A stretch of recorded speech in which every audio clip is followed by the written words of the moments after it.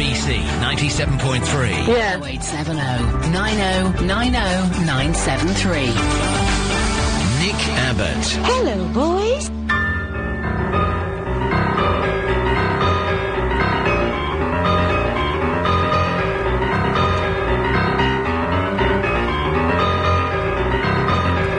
Hello, boys. Hello, Nick. Hello, boys. Good evening. Well, he's in a bad mood, isn't he? I've hurt my back. Huh? I've hurt my back. Oh, really? That's interesting. Please tell us more. How'd you do that, then? It must have been those orthopaedic seats in that giant chrome boat you drive. No, I was pulling off something hard Excuse me? in the chrome boat.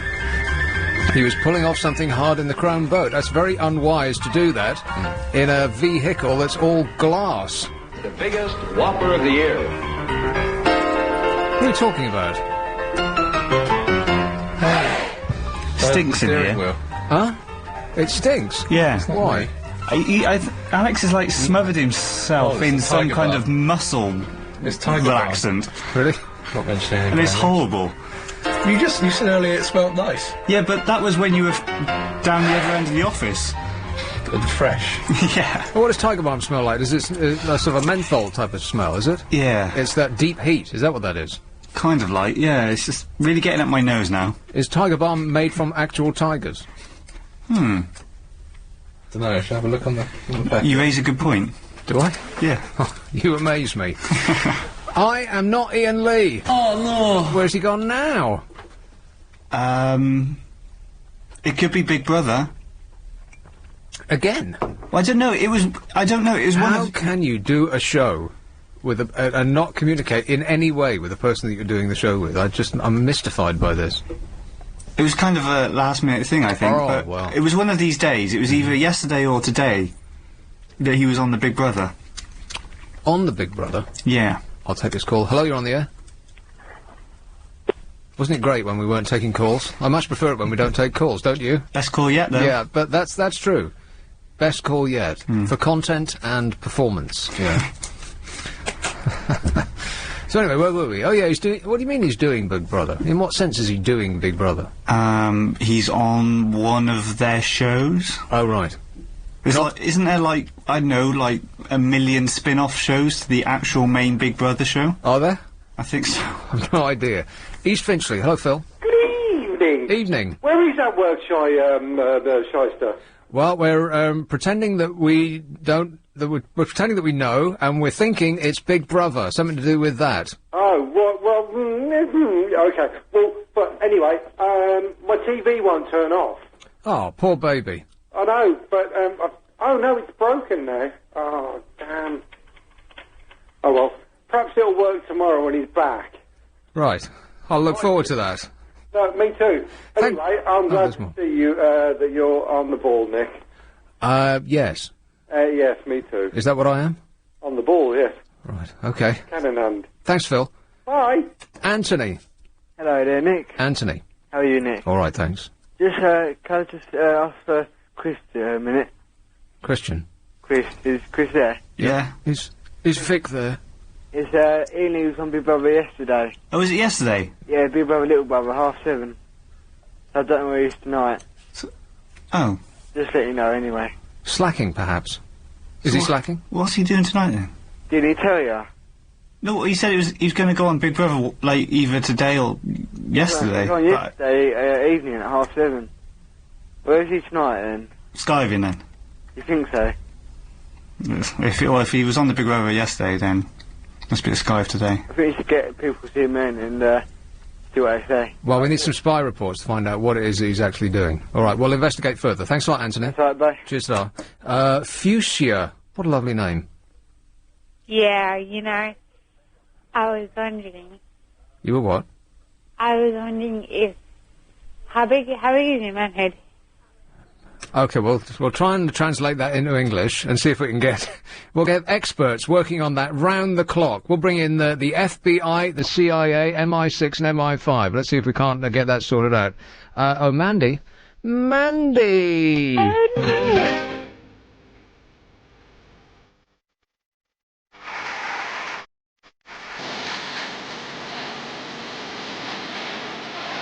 Yeah.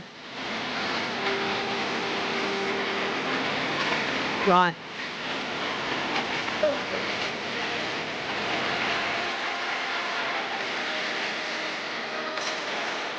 Oh, right, yeah. Hello, Mandy. I mean, how are you? I am super. Thanks for asking. When you play that, it makes my eyes well up. Oh. I know, poor baby. Pull yourself together, dear. Yes, I know. How are you diddling? I'm diddly-ooing just fine. Good. So I take it you're not watching Big Brother, which you did last time, didn't you? Yeah, no one's watching Big Brother. I don't care what they do, no one's watching it. I am. Are you? Not all through the day, but at night. You're watching the hourly roundup every night? Yeah. I can't believe they're still bothering. I mean, it must be you and no one else. No.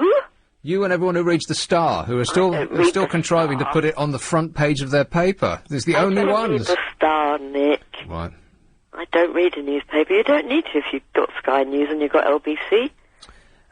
Yeah, but every now and again you want to dial up from Sky News just to see what the rest of the world thinks. Dial up Al Jazeera. What? Al Jazeera, it's just... ring Al Jazeera? Well, I don't mean call them. I mean, you know, dial them up on your exciting satellite service. No. Yeah, do it. What do you mean? Al Jazeera, it's just a few channels up from Sky. You go through Sky and then BBC, and then there's things called Euro News and the BBC Parliament. Boring! And then after a little while you get to Fox, that unfair, rabid right-wing station, after which comes Al Jazeera. It's almost complete inverse. It's in English? Yeah. Oh. Oh, yeah, you've got Diddy David Frost on there. Oh.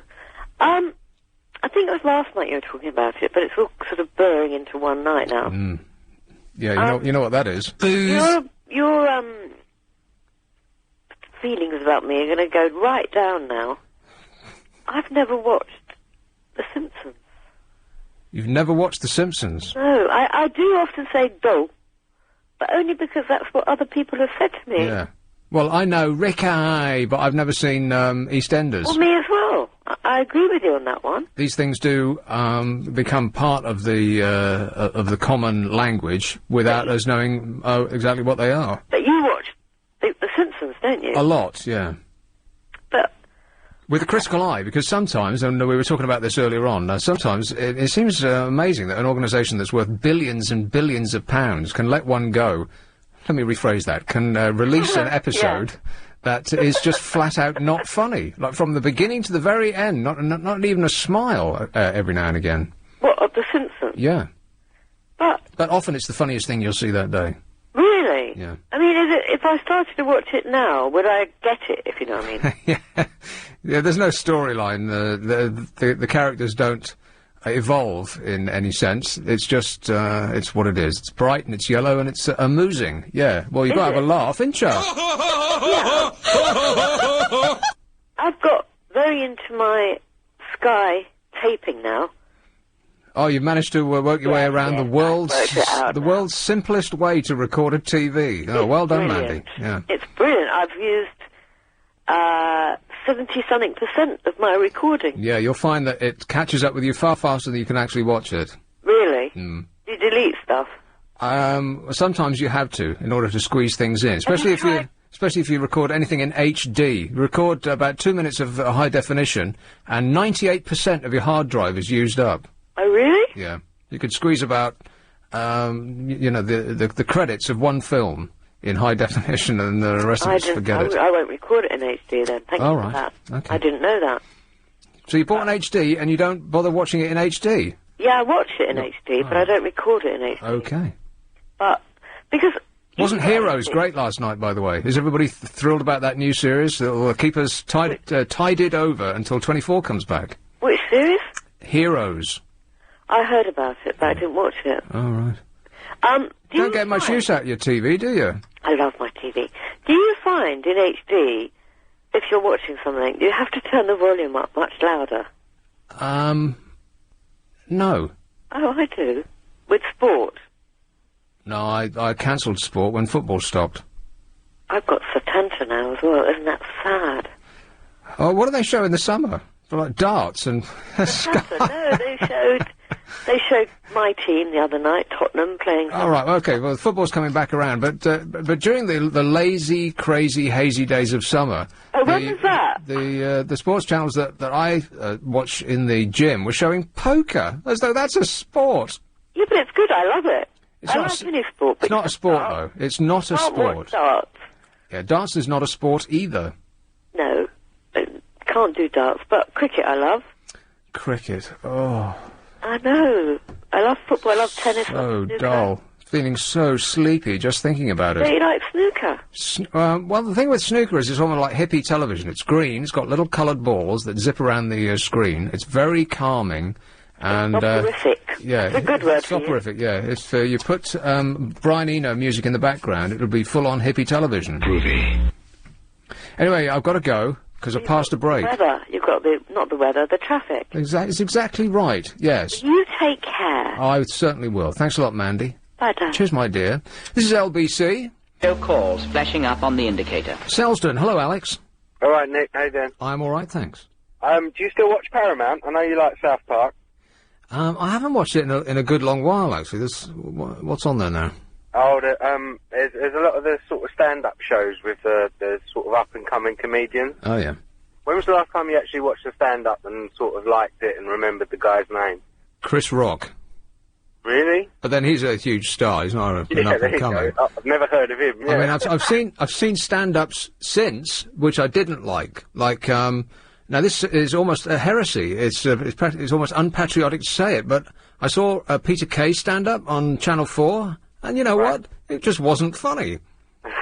I think they must have given the audience drugs, because they were just laughing see, Peter Kay is one of those guys that looks funny, and you kind of like him, and you feel warm towards him, and so I was wanting to like it. But you know what? It just was not funny. No, but he's very sort of 1960s, but without the racism, isn't he? He's very inoffensive.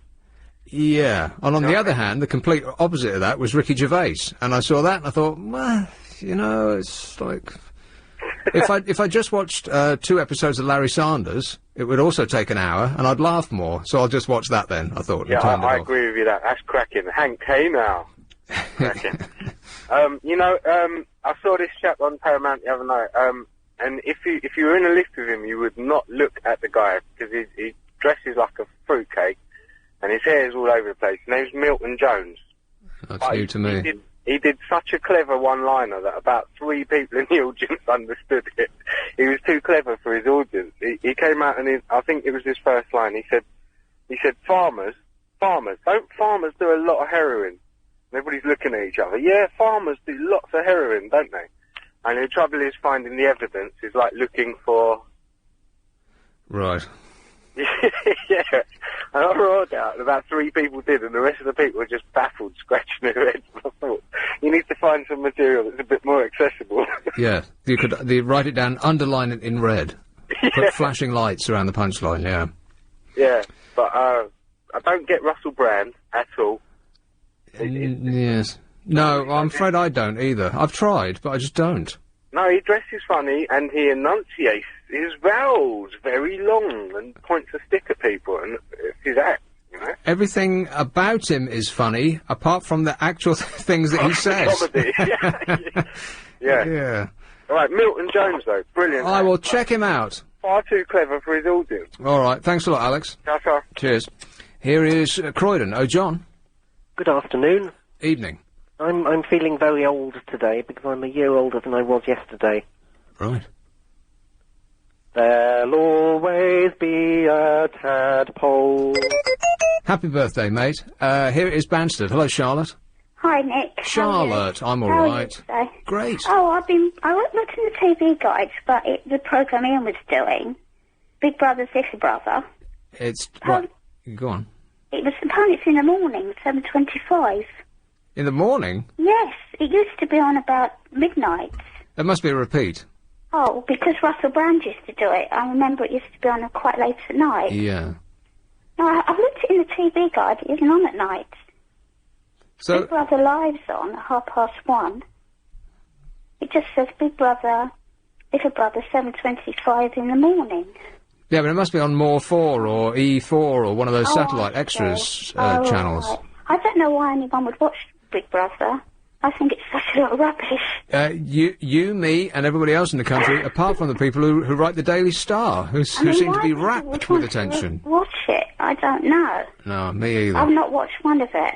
Well, I did watch one. I watched them all going in, and I will not, unlike the guy on the warship during the Falklands crisis, I will not watch them all come back.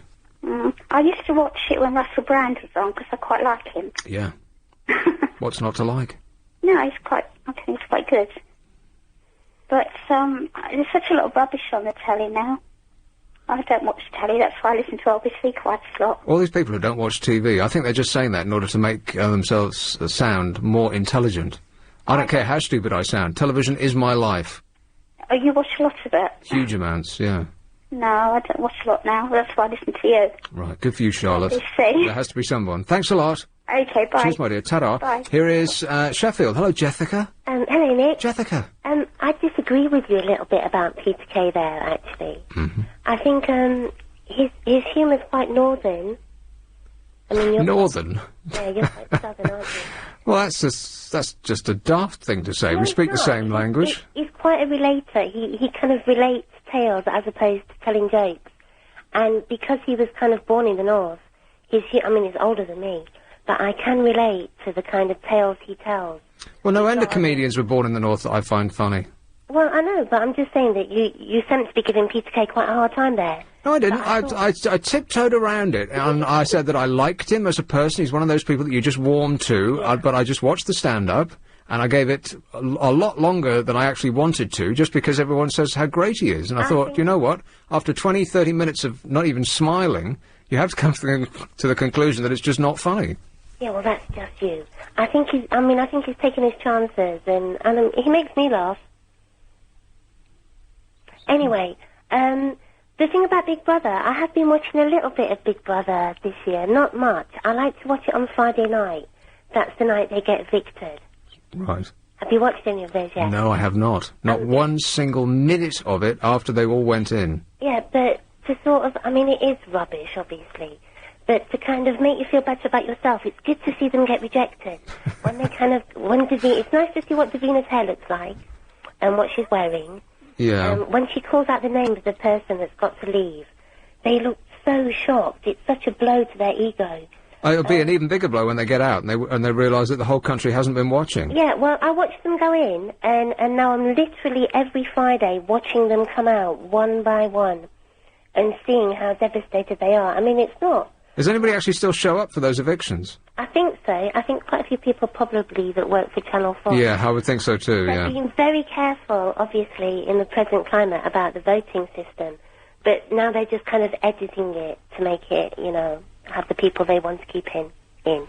Well, that's the nature of those kind of programmes, that the producer will have in mind the story and the characters that each person inside they want to reflect, and they'll edit it to make it look that way. That's just the nature of those shows, yeah. There's one girl in there, she's called Charlie, and if you were watching it, I know you haven't watched it this year, but if you were, you would love her, because she's the one.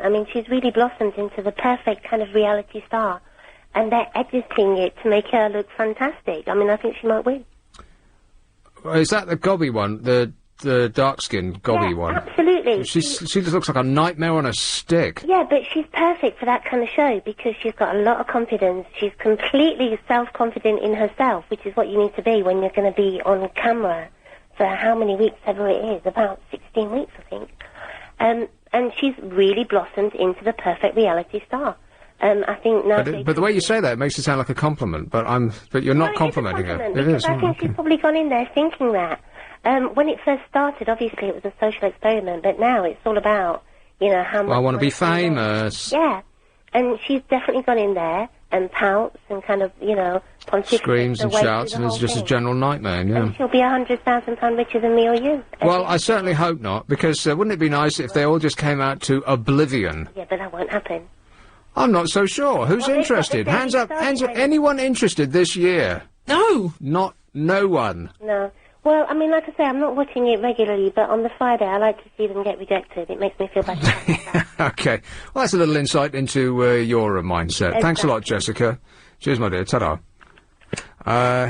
Yes, and I wonder if that's one of the reasons that people do tune in, just to think, oh, I'm not one of those people. Quite possibly. Are you watching it? I've seen bits, on and off. Oh no, that's a yes. No, not regular bits. Sounds like a yes to me. No, You just like the twins. No, it's just like regular bits here and there, just because it's like on at the time, and it's it's either that or, I don't know, the news. Oh, and we certainly wouldn't want to watch that, would we? No. Well, it's a bit miserable at the moment, isn't it? So. Well, it's always miserable. That's the nature of the news. There's never any good news in it. Yeah. In it. Yeah, in it. Which is about to be proven many times over as we pause to go away so that we can come back. I always use my mirror when I'm driving. Otherwise, It's a good idea to get someone else's opinion. Cannon Town. Hello, Flash. Hiya, Nick. Flash. Yeah, every time I've, finished work and got in, had something to eat, put the telly on sort of 1 o'clock, 2 o'clock in the morning to watch my nighttime telly, there's nothing on, and I flick across to Big Brother, and they lose the sound because somebody's saying something they don't want you to hear, and you think, well, it's after midnight, surely, if I can watch television X, where I can see, whatever I want to see, why can't I watch Big Brother and hear them slagging off, politicians, calling them all the words under the sun, Gordon Ramsay's favourite word, why can't we hear it? Well, I think that much of the things that they're bleeping out are things that they might get sued over. Yeah, but, I mean, if they haven't got the guts to show it, why don't they just pull the programme? Because it's not entertainment otherwise, But you're still watching it, though. Well, I'm flicking through to find something to watch, and all you've got is people trying to sell you stuff or stupid competitions. There's no, I'm going back about 5 years ago, you used to get programmes to watch during the night, You'd have a late film on. And, well, Flash, you want to get yourself a satellite. You want to get yourself a PVR recorder or a videotape recorder. Yeah, I mean, as I say, I've only got Freeview at the minute because I'm not allowed to put a dish or anything up, and they haven't got cable TV down there yet. But, well, you still got a video, though. Well, DVD, yeah. But it's getting out to get the DVDs, isn't it? Most of the DVD shops around our way have closed down. They haven't got the market there anymore. Right. Well, I feel your pain. Buy yourself a video recorder. Yeah. But as I say, it just annoys me. They're putting on these programs and all those sort of night workers who finish and want evening TV. They're not even doing it. For us. Yeah, I know what you mean. Yeah, but that's why they invented videotape. All you can watch really is the news channel, Okay, well, there's nothing I can do about that, I'm afraid, Flash, but I understand what you're saying. Thanks a lot, mate. Yeah, cheers. Cheers, ta-ra. Yeah, I think it's very much that I think they cut them out for a few reasons. First of all, they don't want anybody libeling anybody else, because they'll get sued. Second, they don't want anybody slagging off products that they might sell on their during the advert break. Can't mention brand names. Yeah, exactly. So if they say, what kind of biscuits do you like, then that's all out. And I think thirdly, if people say things that are out of the characters that they're being shoehorned into, they cut that out as well, so as not to sully the brands, for want of another word, that they're portraying each person as. Does that make sense? Yeah, so, if one of them comes out who was being painted a biatch, and they start saying really nice things, then they'll probably cut that out, because it doesn't fit in with what the producer thinks the story is. Yeah, doesn't fit in with a stereotype. Yeah. Clapham, hello, Scott. Hello. Scott. Yes. What I think you'll find is that they block that stuff out, because that's what's going to be shown on the main show, so they don't want to stop people watching the main show. No, that can't be it, because they wouldn't make that decision live. They would make the decision at the end of the 24-hour period, and then they'll see what they've got. Is it they've not got like you've got, like a delay? I don't... Do they have a delay? They probably do have some sort of delay, yeah. But not enough to think, all right, we're going to take that chunk and put it in the live show. They'd make that decision at the end of the day. Do you know what? You're a clever man, because I didn't think of that. Okay. Thanks, Scott. Cheers, mate. Here is Wapping. Hello, Stephen. Hello, Nick. Stephen. Nick, you know you said you watched The Simpsons. Yes.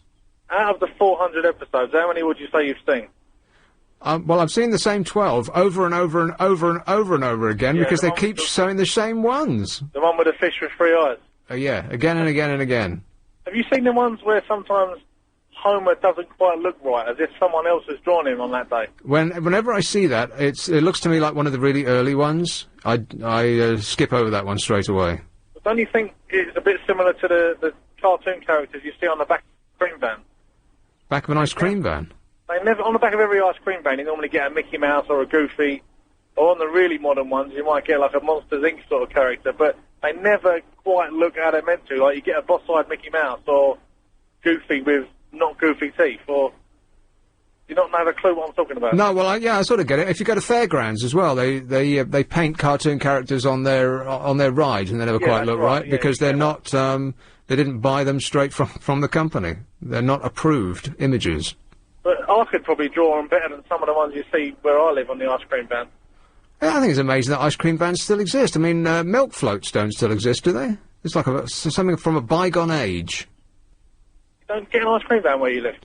Never. I can't remember ever hearing an ice cream van of any stripe for at least... Every Sunday, 2:30. Really? Lemon ice. Well, it's rubbish, that stuff, though, isn't it? I mean, it's just... Lemon ice? A lemon ice. That's alright. Well, what about that ice cream that they squirt out of the tube? That's... Well, I mean, what is that? Mr. Whippy. It's white foam. It's not ice cream. When I was a kid, you used to get a toffee apple man come round on a Sunday. Really? Yeah, that was not early 1980s. And he had no teeth. Well, he wouldn't. He wasn't the best advert for toffee. No, he wouldn't be able to sample his own wares in public. He could suck it to death in the privacy of his own home, but not outside, no. Oh, well, there was a little stroll down memory lane. There you go. It's a bit like being on James O'Brien's show, don't it? A little bit, yeah. Thanks a lot, Stephen. Thanks, cheers. Here is Chelsea. Hello, Basil. Hello, Nick. Basil. Are you getting fed up like I am with the BBC's obsession with the floods? Well, BBC's and Sky's. Every time I haven't seen Sky, but every time I turn the telly on, there's someone standing in a puddle. Yes. Reporting the news, which is all about the puddle. As though they can't report the same thing without being knee-deep in water, yeah. That's it, yeah. And every day I've noticed that there's less and less deep, so they're just barely getting wet feet now, where it was up to their knees at the beginning of the week. Yes, but they're still shoveling the same story as us. Yeah. When the rest of the world's either being cooked, or, as you said about the other day about China with 1 million tons of mice. Yeah. Well, I don't think it was 1 million tons, but tons and tons and tons. A plague of biblical proportions is happening in certain areas of China. They're ignoring it, but I expect if they saw one mouse on their stair, they would... Top of the news. Top of the news, yeah. Where did they find that mouse? On the stair. Where? There on the stair. Where on the stair? Right there. A little mouse with clogs on. Well, I declare, going clip-clippity-clop on the stair. Thanks, Basil. Oh, yeah. Oh, yeah. Yeah, it is getting a bit dull, isn't it? It's like the only story in town. Please give us some other news. Well, the thing is, it's either the floods or Big Brother. Isn't for it? The news? Yeah. No. What else is going on, though? Well, no end of things are going on. Are you kidding? The American property market's going into meltdown. The pound is soaring against the dollar. China is experiencing, like we said, biblical plague of 1 billion mice. Not a million, 1 billion mice. People are on their balconies watching the green fields turn black as the mice approach. It's incredible what's going on over there. Our boys are being killed on a daily basis, and that barely even gets a mention these days. It's like, oh well, never mind, just turn the page, like as though that's not important. You know, they're out there with radios that don't work, with boots that melt in the heat, with the rifles that jam in the sand. With a lack of bullets, for crying out loud. They don't send enough bullets out there. I mean, it's just staggering. And we're like, oh, well, never mind. Who cares? We're supporting our boys. Yay, well, mentally you'd be waving a flag, but that's about as far as it goes. And don't even think about getting injured over there, because we don't care. Staggering. And all that's on the news is, you know... a little light water is coming into somebody's house. It's terrible if it's happening to you. I mean, it would be a nightmare. But, you know, we know already. let's move on. Yes. There are other more important things happening. Yeah. People are dying on the continent of heat. Where's he gone? Get his dinner. Dinner? Yeah. It's dinner time, isn't it? You're allowed to have dinner while you work? Yeah. This is 2 o'clock. Yeah. Eat sometime. What are you having? Chicken tikka. Chicken tikka. Lovely. Smells lovely. Yeah, that mixed with the tiger balm. Oh, you should come in here, Nick. Yeah, I'll do that straight away. Barnett, hello, Mike. Hello, mate. Mike. Yes, sir. You're touching on a wonderful subject. There's our boys out in Iraq being blown away by these mad Taliban people. I'm not going to call them all them anyway. But, I mean, all the news can report about is flood. Yes. Now, as far as I'm concerned, if you notice, right, each time there's a war and there's a prime minister in power, they don't send any of their kids to war, do they? No, they certainly wouldn't want to do that, no. You know what I mean? Tony Blair's son, he's what, 23 or 24? Yeah. Why didn't his son join the army and go to war? Well, because he was smart enough not to, probably. And the Queen's grandson, he wanted to go, but obviously the Queen said, no chance, son. I want you to be VIP, yeah. Exactly. I find it absolutely bizarre, this country. Even though I'm British born and bred, but this country's really funny. I don't get it either. You know what I mean? And the Queen had to donate money, and the Prime Minister, Gordon Brown, he's not donating diddly squat, mate. Why should he? As I've always said, politicians only look after number one, themselves. Well, I've said they only line their own pockets, mate. And I live by that, and I die by that, Nick, honestly, mate. All right, thanks a lot, Mike. I've said it before, and I'll say it again. The people who are running this country, and it's not just that it doesn't apply to this country, it applies to every country, because, the politicians, they're basically all the same. Unfortunately, they're human beings, just like we are. And if we were in their position, we'd be doing exactly the same. And so the stark truth of the matter is that, as with any country, the people who are running this country are not doing so for the benefit of the people who are running, of the people living in the country. I got that completely wrong, didn't I? I'll start again. The people who are running this country are not doing so for the benefit of the people. The people who are running this country are doing so for the benefit of the people who are running this country. For themselves, in other words. Bingo! This is LBC. Here's Travel Now with Alan Joyce. Thank you for your heading onto the M25. Still, it's Richmond. Hello, Dave. Hello, Nick. Dave. We keep hearing always talk about the floods, and of course we've got a disaster on our hands, actually, at the moment. That's right. But I've not heard one person, in particular the politicians, mention the Dutch solution. Which is? I mean, Holland is the vast majority of Holland just below sea level, and they drain their lands with polder dams, canals, windmills, and dikes. I mean, why has nobody thought of doing that? I'm sure somebody must have thought of it. I'm not the only one that's got any intelligence, I don't think. And, I know we haven't got any Kingdom Brunels or anyone like that about, but we must have the engineers that could devise some sort of system of draining the country. Because, I mean, this country's been eaten away on the East Coast, apart from all the floods that we're getting all over. And, we're going to be in serious trouble in a few years if somebody doesn't do something. And I would have thought they should stop spending all their money abroad on hopeless causes that are going to have to be replenished every year. Not only with wars, but all these helping other countries out. Why don't you do something with this country before it's too late? Right, screw them. What about us? Is that what you're saying? Well, no, not just sod them. I mean, they're going to do something for this country, as we won't exist anymore. Well, you know what? It's entirely possible that we're now seeing the beginning of the end for vast stretches of this country being really, habitable. Yeah. Because these changes don't happen gradually over time. It's like from one day to the next can be 100% change, and that could be how it's going to be for the next 100 years. Yeah, I don't believe in the global warming theory. I think this is a natural sort of cycle of the planets. That's my opinion. Right. And for what it's worth, and I think it's time our politicians did something. I heard you saying something about they're not doing anything for the people of this country. And it's time they sat down and looked at it, or stood up and looked at it, whatever they want to do, and looked at the country and thought, well, the East Coast is disappearing. You often see these on the television of houses collapsing as a cliff. Yeah, that's right. And all the flooding in the West Country, in the Midlands and the North. Maybe it just costs too much. I mean, we haven't got enough money to give people drugs if they're losing their sight, which would cost 50p a day. We haven't even got that much money, so... There'll be nothing to look at if they don't do something about it soon. Okay. So the sight won't matter much, will it? All right, thanks a lot, Dave. Okay. Yeah, the thing with global warming, right, it's like the Day After Tomorrow. You know that terrible movie, The Day After Tomorrow, when one day it was fine and super, and then the next day there was 100 foot of ice on your doorstep. I didn't see that one. Is it any good? No, it's rubbish. But the truth of the matter is that's how climates do change sometimes. I mean, sometimes it changes over 100,000 years, and sometimes it's what is habitable today is uninhabitable tomorrow. I mean, suppose that this jet stream that's above us is always going to be there now. I mean, who's to say that it won't be? This thing that's completely out of our control, which has apparently given us Scandinavia's weather. Can you imagine being in Scandinavia, that this is the weather you've got all summer long? No wonder they're all indoors having hot, blonde, 6-foot sex with each other. And we're all out having a picnic. It's during our summers. If we're getting Scandinavia's weather, whose weather are they getting? That's an interesting point. I don't know. It must be awful there. I mean, if this is what they get...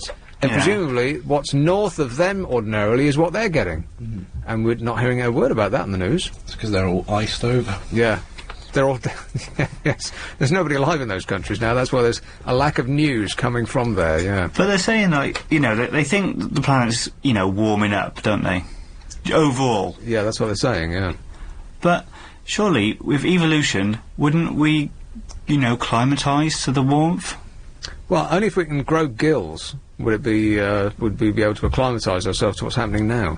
But that is a bit scary because, you know, there's a lot of where all of the population is concentrated, the Thames Valley, that is, if this happens every year, then those houses are going to have to be pulled down and fields will have to be put in their place because the people will not be able to live. I mean, I suppose it happens every summer. Those people get... because those houses that have been flooded, they won't be dry by next year, I don't think. They'll have to be pulled down, I think, in a lot of cases. And so if this happens every year, then vast stretches of the most populated parts of the country are going to be uninhabitable. So where are those people going to go and live? Wales. What? Oh, you don't want to go there. Up on a hill somewhere. They make for nice cheap houses, though. Oh, you'll finally be able to afford that 4-bedroom mansion you always wanted. Yeah, you'll only be able to live in it for 6 months of the year, yeah. Hi, Louise. Hi, Nick. Are you alright? I am. Well, right, Big Brother, usually I get into it, and it's usually halfway through when something interesting happens, and I watched some of it. I've seen about 2 of those little highlight programs, and it annoyed me so much. Yeah. Because it's just people running around going, eee! They're just really, really annoying. I mean, I made the decision as soon as I saw them all go in, I thought, I don't really want to spend time in any of these people's company.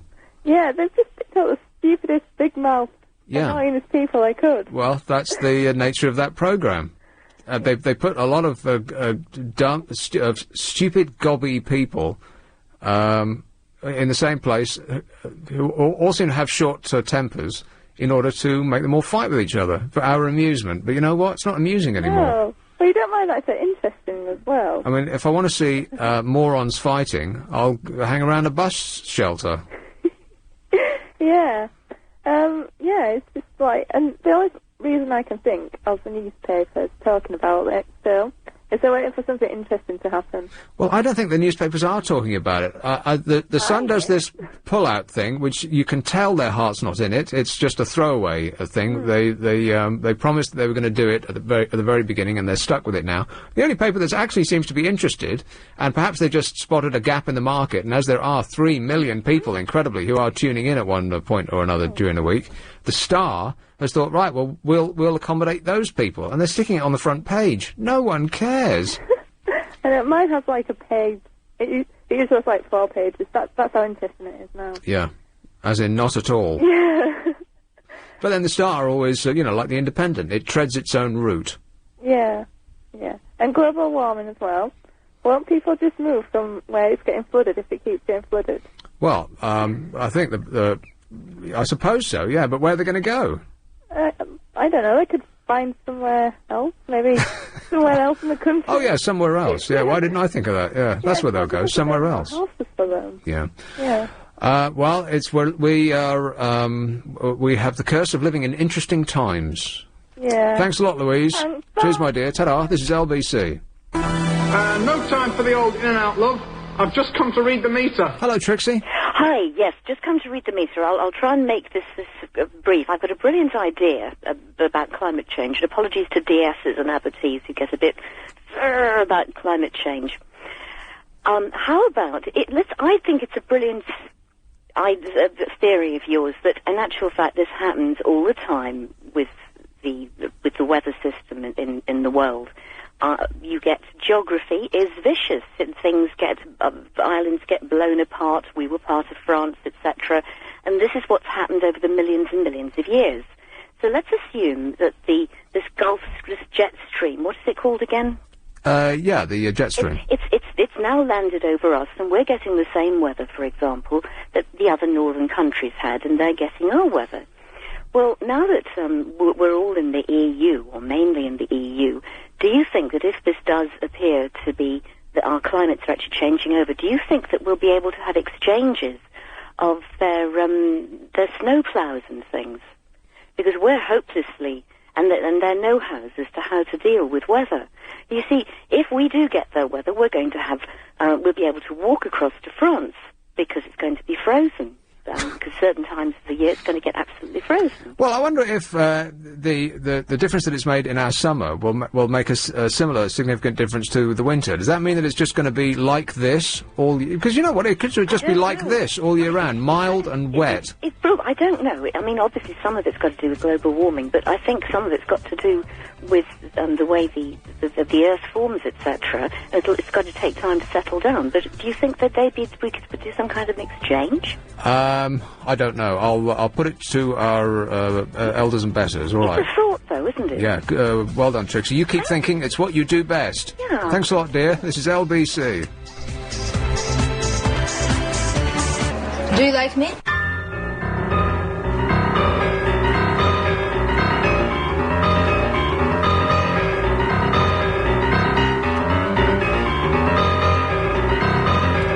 I said, give us the one that's got a gap in it so I can stick a hello in there. And you said, yeah, OK, we'll definitely do that. And then you go ahead and you didn't do it. Moan. Just not fast enough. Nothing in the world is as fast as squeeze into that tiny little hole. Hey, how was your dinner? Lovely, thanks. Really? Yeah. Did you make it yourself? Well, putting it in the microwave counts. Oh, well done. Isn't there something really satisfying about a microwave dinner? No. What? It's always too small. Yeah, that's the one problem. Microwave dinners are rubbish. They're lovely. What? They're perfect. You know, they come in on their little compartments, and you can have as much as you want or as little as you want. Microwave dinners are rubbish. And you can have a 3-course meal set down within 8 minutes. No, you can't. It's a little light snack of superheated, pre-cooked and then boiled food. How can that possibly be nice? It always tastes good, though. Have an apple or a banana. Oh, don't eat fruit. What? Don't eat fruit. You don't eat fruit? No. I eat a lot of veg, but not fruit. Why not? I don't know, just not really my thing. That's true. I've never seen you eat a banana or an apple. Yeah. How can you not eat fruit? Well, it's just, I don't know, it's kind of an acquired taste, isn't it? What, sugar? No, but, yeah, I know, it's just, I don't know, it feels like you're forcing yourself to eat the fruit because it's a healthy thing and you must do this. The thing is, it might feel like that at the start, but once you start eating fruit regularly, your body doesn't want junk. It starts going, give me an apple, give me a banana. Exactly. Yeah, but I haven't got through that stage where I actually force myself to eat fruit. Particularly if you tune your body up. Like, you could run a tractor on whiskey, for instance. Yeah. But a Ferrari would require high-quality petrol in much the same way as your body. If you tune your body up by going to the gym to make yourself young and beautiful, it's your duty to be beautiful. then your body will start shouting at you. Oi, it'll say, give us an apple, or a nana, or some broccoli, something like that. But because I eat a lot of veg, doesn't that make up for the lost nutrients that I'm not getting from the fruit? No. I very much doubt that you eat a lot of veg. Name the veg that you eat. Well, I eat crisps and chips. No. No, I eat a lot of veg. I love parsnips, love swede, anything that's a little bit sweet. Parsnips and swede. Sweet potato, love that. Well, they're all the same. Carrot. Tubers. Mashed potato, like a lot of mashed potato. Sprouts, eat all my greens. Well, what do you do in the summer? Because everything that you just mentioned is a winter vegetable. Not if you buy it frozen. I've got a freezer full of frozen veg. Right. So fresh is completely out of the question then? Well, no, I'll buy fresh now and again, but this frozen veg is just as equally nutritious. Yeah. Oh, by the way, for the news, tuberculosis. That was the one he was going for. I'm sure of it. What did he say? Some sort of cow tuberculosis. Yeah, that's let's kill the cow, isn't it? Yeah, Shamu. Shamu the cow. The killer cow. Oh yeah, let's get very upset about the cow. He'll just join the other million cows that got slaughtered yesterday. So you don't eat a lot of... so you eat a lot of fruit, do you? I eat tons of fruit, yeah. I have my 5 a day. What about fruit juice? You must like fruit juice. Everyone likes fruit juice. Yeah. How can you not like fruit juice? Yeah, but not with bits in. Don't like the fruit juices with bits in. Oh, truth. It's horrible having, like, a drink that's lumpy. I know. It's fruit juice that bears any relation to fruit. I know. Disgusting. Oh. Yeah, but if you're having... They say 5 a day, right? They don't state it has to be fruit. Just fruit. It can be veg, you know, and so I have 5 vegetables a day. You liar. Alright, 5 a week. But I have them. You have 5 vegetables. Yeah, I have sprouts and swede and parsnip and... Cauliflower cheese. Cauliflower cheese. Yeah. All in the one plate. Yeah. I have lots of I wouldn't want to share a lift with you. That must be awful. Yeah, but it's healthy, isn't it? Are you the picture of health? Do you often go to the doctor? Never go to the doctor, touch wood. See, I do, all the time. There's a rut in the pavement between me and my GP. Really? What? Did you go about the littlest of things, though? Like, if you get a little bruise on your arm, you're down the doctor? No, that would be ridiculous. Of course not. You know, when I have a near-death experience, I'm over there, and I have one of those on virtually a weekly basis. I do everything that you're supposed to do, with 1 or 2 exceptions, obviously. I mean, you've got to have a little bit of fun, ain't ya? Oh, yeah. But no, I mean, I eat just no end of fruit and vegetables. Thing is, as long as you vary, you know, you just eat a lot of stuff, then, you know, you kind of covered yourself with all the vitamins and minerals you need. Just eat everything. I used to pop one of those super extra double strength vitamin pills every day for year upon endless year, spending giant amounts of money on those things, and then I stopped like that, and you know what difference I felt? None at all. Oh, see, I do take a multivitamin every day, but I don't know whether it works or not, but just the thought of me taking it makes me feel good. Yeah. And I don't care if it isn't working. You know, if I'm thinking it works good, then... There's something that feels wrong about taking a pill. Well, yeah, how could they possibly distill the goodness of fruit and vegetables and all that other stuff that you're supposed to be eating into something that looks bright orange and is the size of half a 5p bit? It's nonsense. Of course they can't. Would you prefer me to crush it up and mix it in with some sugar, Alex? Yeah, that would be better, thanks. Porridge as well. You must start your day with porridge. I absolutely insist. Didn't they, scientists, but didn't they come up with a tablet that you didn't even have to have a meal? You could skip a meal and have a tablet and it would sort you out. What kind of tablet is that then? I don't know. It's probably on Tomorrow's World or something, saying by 1998 we'll all be having a pill for dinner. Was that the same Tomorrow's World where they put jam on a CD and it still played perfectly? Probably. I remember that distinctly. Oh, this is going to be the future, boys and girls. It's unscratchable, they said. Yeah, unscratchable, yeah. Why'd you put jam on the CD anyway? Well, I don't know, just to prove that it was a new technology and it was better than records. Right. They got that wrong, didn't they? Scientists recently just said that if women eat a quarter of a grapefruit a week, something like that they were going to die. Well, they actually came out with that. And you know what? It's absolute rubbish. They just, it's the same as all of these, medical reports that come out. Yeah. And they're read by, journalists who aren't medically trained. And so they think, they just read the headlines, they don't read the rest of the actual report, then they just report the headline, and then the story in the paper says, grapefruits will kill you. You better defend yourself now if you've got one in your fruit bowl. But if you read on in the report, it says, actually, we're lying.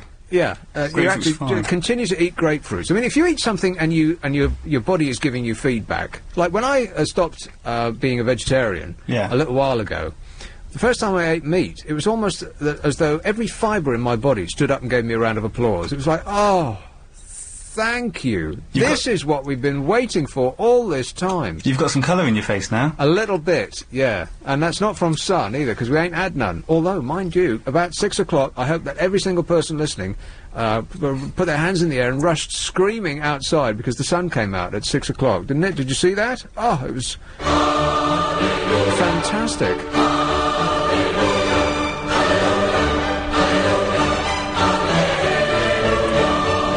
And the good news is that we might be getting more of that.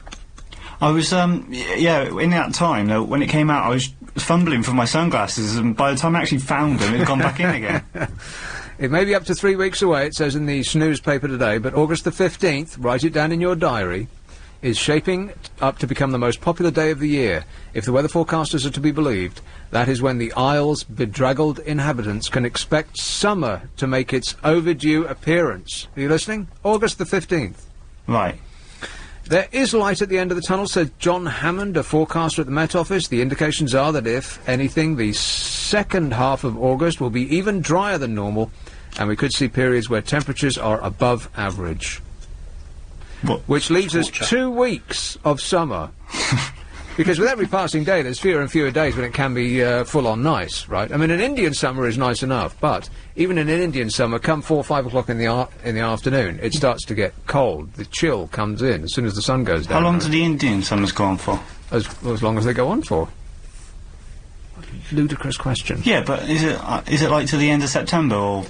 Oh, it depends how long they go on for. I mean, it could stretch into, well, you know, with the world as topsy-turvy as it is now, it could be winter when the nice weather comes out. Wouldn't that be lovely? It would be lovely. Yeah, wouldn't it be lovely? Why is it called an Indian summer again? Is it because... You can answer this one, Nick. It's Indian-like. Do people eat a lot of curry at that time or something? Yeah, that's exactly what that is. Curry sales go up. Yeah, it's a curry thing, yeah. Canters in the southeast, that's us, will enjoy fine weather, which will spread north and west. We don't care about the north and the west. August typically brings temperatures in the low 70s Fahrenheit, that's 20 Cs, and 60 in the north. So it's 70 down here, 60 in the north. Ha ha! Isn't it great? They always show, when they show London on the weather map... Always better than the north. Yeah, we're always getting the top temperature in the whole country. I know. It amuses me every time I see it. Yes. Because I lived in Glasgow for 3 months a few years ago when I was doing my nationwide tour. Oh yeah, on purpose? Yes, and well, much as the summer here, it rained every day without exception for 3 months. I couldn't bear it. Oh. To live in, well, it means less now, because it's rained every day all summer here now, and those 3 months were January, February and March, when you'd expect it to be a bit unpleasant. But always up there, raining and cold, always down here, a little bit better. And it makes you feel smug, really, doesn't it? A little bit. We made the right choice. About that and that alone. This is LBC. Please travel with Alan Joyce. Thank you very much. If you're heading on to the M25 tonight, Hi, Kerry, how are you? Hi, Nick. How how are you? I don't often ring you, darling, because when I ring sometimes it just rings and rings. And then I rang and it got through to your programme. Hey, Kerry, are you on speakerphone? No, darling, I'm on my mobile. Oh, right. Carry on. Can you hear me now? You're a bit echoey. Sounds like you got your head in a darling, bucket. let's come out of the kitchen. Wait a minute. Am I better now? Oh, it's like That's chalk and better. cheese, yes. Oh, because I came out of my lounge and I only listen to radio, see, because I don't have television. And I normally ring late at night. Mm-hmm. Now, darling, listen. The animal that's been put down is not a cow, it's a bull. Right. That's first of all. And it's bovine tuberculosis it's got. Okay. Which is it. And also, in Indian summer is like in the autumn, when we have lovely, calm, warm, dry weather. Yeah, but why is it Indian summer? Well, they just give it that name. They just say it's an Indian summer, because maybe that's what you get there in autumn. In Kerry, India. that's just like saying it's called an Indian summer because it is. Well, that's the description it says. It just says, I've heard of Indian summers. We have an Indian summer in late autumn. We wouldn't have it in our summertime. No. Then it So we wouldn't be don't an have Indian summer. Yeah, it wouldn't be an Indian summer, because probably if we have a hot summer here, it can be as hot as India, but an Indian summer for us is a late autumn, lovely, warm, calm weather with lots of sunshine. I know what it is, I just don't know why it is. Well, I think it's like that because we don't often have such lovely weather in autumn, do we? No, I know what it is, but we just don't know why it's called an Indian summer. It's called an Indian summer because probably that's like summer in India. You're just making it up now. No, I'm not. You're laughing. I have to say, I love your laugh. Oh, thanks, Kerry. I really love that laugh. Cheers, my dear. Bye. Ta-ta. Her kitchen must be absolutely gigantic, the way it was echoing. So it's got a kitchen as large as the Albert Hall. OK, here's the definition from Wikipedia. It's a Wikipedia. The fat of all misinformation. Don't rely on it. Indian summer is a name given to a period of sunny, warm weather in autumn, not long before winter. Well, that's autumn, yeah. This time can be in late October or early November. I can remember having a picnic on November the 5th. Really? Yes. What, here in London? Yeah. It was a super extra double fantastic. How warm was it? Very. Glad you asked. Are you sure? Yeah, I am sure. This time can be a late or late or early May in the southern hemisphere. Usually sometime after the first frost. It can persist for a few days or weeks. Oh, let's hope weeks.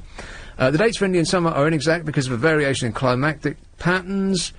Go down. Where does it? The term Indian summer usually refers to the final warm spell of October, which is followed by several months of frequent rain and coolness. But why is it called an Indian summer? In former times, in days of old, glimpse of stockings, heaven knows. Everybody! What? Anything goes. In former times in Europe, the Indian summer was sometimes called St. Luke's summer. Who's he? Oh, he's a very nice man. Oh, yeah? He had a feast day on October the 18th. In Italy, blah, blah. The term has been used for well over 2 centuries. The earliest known use was by the French-American writer Saint-Jean de Crèvausseur. How do French, you think they'd be exhausted speaking like that, wouldn't you? They'd also be spitting all over each other. And it actually hurts your mouth to do that noise. But at least they sound nice. I mean, when the Dutch speak like that, it's all... Well, that sounds horrible. That's really harsh. Yeah, the Dutch is... I mean, they look fantastic. They sound terrible. If only they would, shut up more, then it would be great. Some of the French are quite pretty, though, aren't they? Yeah, but they sound great. That's my point. The French sound great. The Italians sound great. They both look pretty good. The Dutch is like over the top fantastic to look at, but they just sound terrible. Yeah, don't talk. And as for the language written down, I mean, who on earth can figure that out? I mean, especially in the condition that you're usually in Amsterdam, Reguliards, Vaadstraat, and all of that stuff, and forget it. Never cross the road in Amsterdam, that's my best advice to you. Oh, yeah. 8,000 different modes of death coming at you in all the different directions at the same time. Just pick a side of the street, just stay there for an entire holiday. The worst ones are the cyclists. Yeah, I know, because they're silent and deadly. Yes. Well, the trams are as well.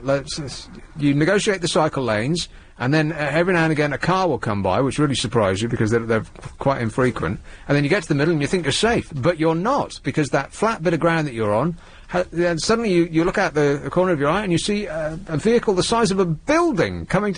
But they have this like a bell that's on a bike. Ting-ling it goes, and you think, well, that's quite a small thing. But no, it's like it's like a block of flats is bearing down upon you. Ting-ling it goes. It's because there's no distinction between the pavement and the roads out there. It's just like one flat surface. How the Dutch managed to get from one end of the day to the next without all being killed, I've got no idea. Maybe they don't bother crossing the road either. Just stay on one side. They buy a flat on the same side of the street as their work, and they just stay there. Only tourists cross the road in Amsterdam. Here is Charlton. Hello, Neil. Hi, Nick. How are you? All right, thanks. Silent death, those trams. Yes, they are. They are, and they don't make any noise. It's just silent, just the ding-a-lings. Ting-a-ling. Yeah. Indian summer. Yeah. Now, you know the Australians have summer in our winter? Yeah. Well, Indians have summer in our autumn. Is that what it is? That's why they call it an Indian summer. Aha. That would make sense. Yes. Well, so what do they have when it's, I suppose it's the monsoon season, is it? Yeah, that's early on. Yeah. Right. Different parts of India have monsoon different times, but, no, that's it. It's pretty warm all year round, really, unless you go high up. What, in India? In India, yeah. Yes. Lovely. Lovely. Yeah. There's your Indian summer, anyway. I think we're just going to get, I think it's like what you said, we're going to get, more of the same all year round, really. Yeah. You have mild winters and mild summers. Mm. The only, we'll just notice the seasons change because the leaves stop. Yes. I'm not completely satisfied. I don't know about you. Mind you, winter just gone, the trees are all over the place. They were flowering in January, and, and they were, it was ridiculous. I don't know if this is possible, whether I just have imagined. There's a tree outside where I live that looks as though its leaves haven't quite come out, almost as though it came out a little bit when spring first struck, and then it retreated into itself again when it got really cold. They're confused. And then because it retreated back, then it didn't quite push its leaves out, and they're all in clumps. Is that possible, or is that... Am I imagining that? They do. They're confused. I saw blossoms on the tree in December. I remember it well. January. I remember seeing January. Yeah. And I remember there's an oak tree near me. It didn't drop its leaves. It was green all year round. Are you sure? Yeah. Unless there's a type of oak that's evergreen. But no, it's green all the time. It was green all the way through the winter, which is strange. Very freaky. Pointy oak. Oak leaves are kind of there's a tree for you, an oak. Oak leaves are round usually, but these are oak with pointy leaves. I don't know if it's a different type of oak. It's a pointy oak. Yeah, that's what it's called, yeah. It's a Latin name, pointy oak. Yes. Okay, thanks a lot, Neil. Cheers. Bye-bye. Hey, Chris, name 4 types of trees. Oh, not again. Oh, no, you failed that test. Here is, Pimlico. Hello, Bob. Good evening, Nick. Bob. Be nice about the Dutch. I'm married to one of them, mate. I am nice about the Dutch. The language is beautiful. It's horrible. Nah. I was going to explain about Indian summer, if go you don't ahead. mind. Absolutely. It got its name from the first settlers in America, the first European settlers. It's nothing to do with India. It's to do with the Indians that lived in America, as they used to call them. I don't believe you. It does. It dates back to Elizabethan times. And it's got to do with their American Indians? Yeah, that's where it got its name from. And their winters start when? The first settlers, their winters started a bit later than ours. I know but they just was blessed with good summers there at first, so they could get their tobacco and potatoes in, and it was always called an Indian summer from them times. And where did you get that information? From early settlers of North America. Oh, from the horse's mouth itself. I mean, that's why you mentioned it yourself with a French guy who was living in North America who come up with the first thing. Yeah. Okay, well, that may be your opinion. I couldn't possibly comment, other than to say, are we believing that? No! This is LBC. Are you a healthy or asthmatic You a long time. $15 very good value, if you don't mind me saying so. Here is Jethro Doll. Yeah, hi. I'm near Holborn, which I think is near Camden. There's signs up in the street saying Camden. That means there's a borough of Camden, I think. I'm a country boy lost in the big city tonight. Oh, right, because you're normally in Bracknell, and now you've come up to the smoke. The smoke. Where there's lots of people, besooted people, coming out of the city financial institutions and imbibing alcohol and relaxing and talking and cavorting and possibly drinking India Pale Ale. Yeah, well, you don't want to hang around them. They are, they're wearing suits that they've never cleaned, ever. Cleaned what? Their suits. Haven't they? Men don't clean suits. Do men clean suits? I thought they took them to dry... No, I don't think so. I think women take their suits to dry cleaners. Men just continue to wear them. Oh. They continue to fart into the same suits for year upon endless year, which is why... And sweat into them, and, you know... Do they just replace them then? Do they just buy a new one when it gets really, really smelly and awful? I would think so. And once it can stand up on its own, then it's got to go. That's sort of Hell's Angelish kind of tweak to it, hasn't it? You know, with your original Levi jeans that you never wash, and eventually when you die they peel them off of you before you're incarcerated in your coffin and taken to a Hell's Angel funeral. Is that too depressing thought this evening? Well, I just don't know many Hell's Angels, that's all. You could be right. I don't know. Well, there's a Windsor chapter down from where I live, Bracknell. There was a famous Windsor chapter. You have to be careful what you say, just in case they come round and visit you. Yeah. Yeah. Don't disrespect them. Pardon? Respect, it's, Yes, that's right. You have to respect people like that. Yeah. You have to show them the right kind of respect. We have to respect everybody these days, because I expect to get shot almost on a daily basis. I'm amazed when I get back home alive. Yeah. Does it give you an exhilarated sense of well-being? No. No, right, okay. I thought it might be like a sort of, you know, the seasoned soldier who gets part, you know, who doesn't see his life in years, but sees it in minutes and seconds. No, I just think that there's just too many crazy people running about the street who seem to have a... Oh, let's not get into that, this is too serious. Yeah, bungalows. Yes. And pyjamas. Which go hand in hand, yes. And slippers. And slippers, I was going to say. It's all part of our connection with the Raj, part of our imperial past, which I think I don't know. I always thought Indian summer was sort of late summer because when people went up to the Simla, you know, to get away from the heat, there was a sort of longevity to the summer. What's that got to do with India? Simla's in the Himalayas. It's where the British community used to spend its time and built Gothic churches and places that look like old Blighty to remind them all it's like a home when they didn't want to go to perspire and sweat on the plains where it's all hot and dusty. Heat and Dust is a film by those couples. Yeah, I know. What a great film. Boring. Why is everything I say to you boring? I don't know. You're going to have to take a good long look at yourself, mate. It's Freudian. You're just jealous and Heat and Dust? That's a chick flick, isn't it? Yeah, it had Julie Christie in it. Right, yeah, like I said. Yeah, it was Merchant Ivory. Oh, Merchant Ivory. well, the excitement never starts. You're just not cultured, that's your problem. I know. You just want fawning females to phone you up and tell you how lovely and wonderful you are. That's all you really want. You don't want anyone who's educated and cultured like what I am. No, not like what you are, no. Not at all. I thought I was making historical, cultural connections to the Indian subcontinent because we had a common past. Really? I just thought you were flapping your gums and making a noise. All right, well, I'm so disgusted I'm going to hang off immediately, and I'll never ever phone you again. Oh, go on. Bye. See ya. Here is Muswell Hill. Hello, Stuart.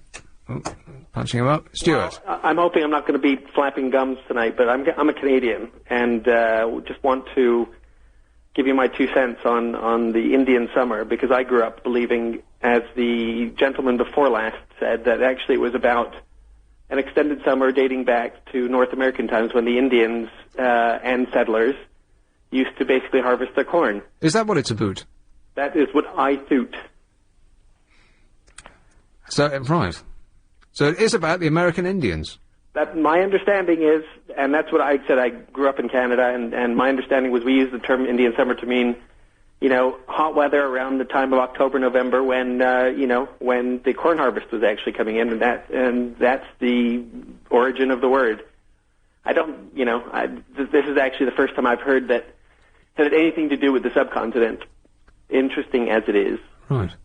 Okay. Well, so it's right. So if it's to do with the American Indians, it'll be the time of the year when the rivers run red with their blood, something like that. Yes, or green with the corn husks that have just been, shot. Well, that's a nicer image. Yeah. Indeed. All right. Thanks a lot, Stuart. Pleasure.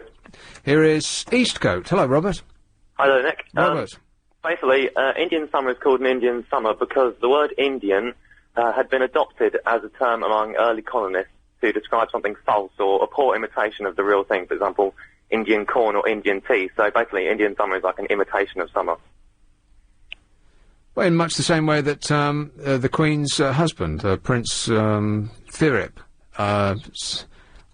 looked at some an electrical installation which wasn't put in very well, and said, "Have Indians put that in?" He actually said that out loud. So that's why it's called an Indian summer. Right. So it's actually disrespectful. Yeah, I guess so. Oh. Okay. Thanks a lot, Robert. Yes, thanks. So we've had every kind of definition under the sun now, all of which conflicted with each other. Shouldn't we be calling it a Native American summer then from now on? A native, yeah. PC. Right. So which one do you believe the most? I don't care, I just want one. You're beyond caring now. Yeah, I really am. I just want one. It's got beyond a joke, really, hasn't it? Like a stroppy toddler, you are. It's just not funny anymore. The thing is, why bother waiting around? You should just take a holiday. I can't afford a holiday. I don't work for the BBC. Yeah, but... I work for LBC. Yeah, but it doesn't have to be, like, weeks and weeks. You could go away and have, isn't it quite cheap to do, like a long weekend break abroad? I work on the weekend. Oh, yeah. You can have one day off. You could get a cheap week break. Cheaper than a weekend break, probably. Yeah, but I work at the weekend. No, a week break you could get. Yeah, it's cheaper to go midweek to midweek, isn't it? Yeah, you could go to just go over to the continent, aren't they? Literally boiling there at the moment. They are. 100 degrees. People are dying over there. Yeah. They're saying in French, je suis, too... Il fait chaud. Yeah. Too hot. Zut alors, it's, Huh? I don't know what they're saying. My schoolboy French is failing me. We'd be stuffed if the three of us went on a French trip. I know, yeah. Well, I can just about get by. Deux bières, s'il vous plaît. You make just as much effort. You don't want to look like you're keen. I mean, you don't want to sort of throw yourself into it, because then, in much the same way as when you had to speak French in class, you didn't want to actually put on the French accent. You wanted to make it look as though you weren't making any effort at all, so as not to get ribbed by your chums. Yeah, and also you don't have to say a full sentence, as long as you say, like, odd words. Point and grunt. Yeah, people can... Oi, mate. Yeah. We'll just do We're English. We want louder. That's want some of that bread, right. It's louder and slower, then they can understand. Yeah, beer. English. Parisians love that. If you sit down and just shout at them in English, they absolutely love that. The last time I was in Paris, I actually had a full conversation with someone at a restaurant, and I couldn't believe it was coming out of my mouth. That was the scariest. In French? Yeah, I came down. It was breakfast at a hotel restaurant. I came down and went up, and they said something to me in French, and I replied in French, and then they said something else, and I replied again, and then I sat down amazed for the next hour or whatever they'd actually spoken to them, and they hadn't laughed at me. Because speaking is one thing, but understanding when a French person speaks back to you, because you'll falter, deux bières, un café et un verre de l'eau, s'il vous plaît, and then they'll say, and you're like, what? No.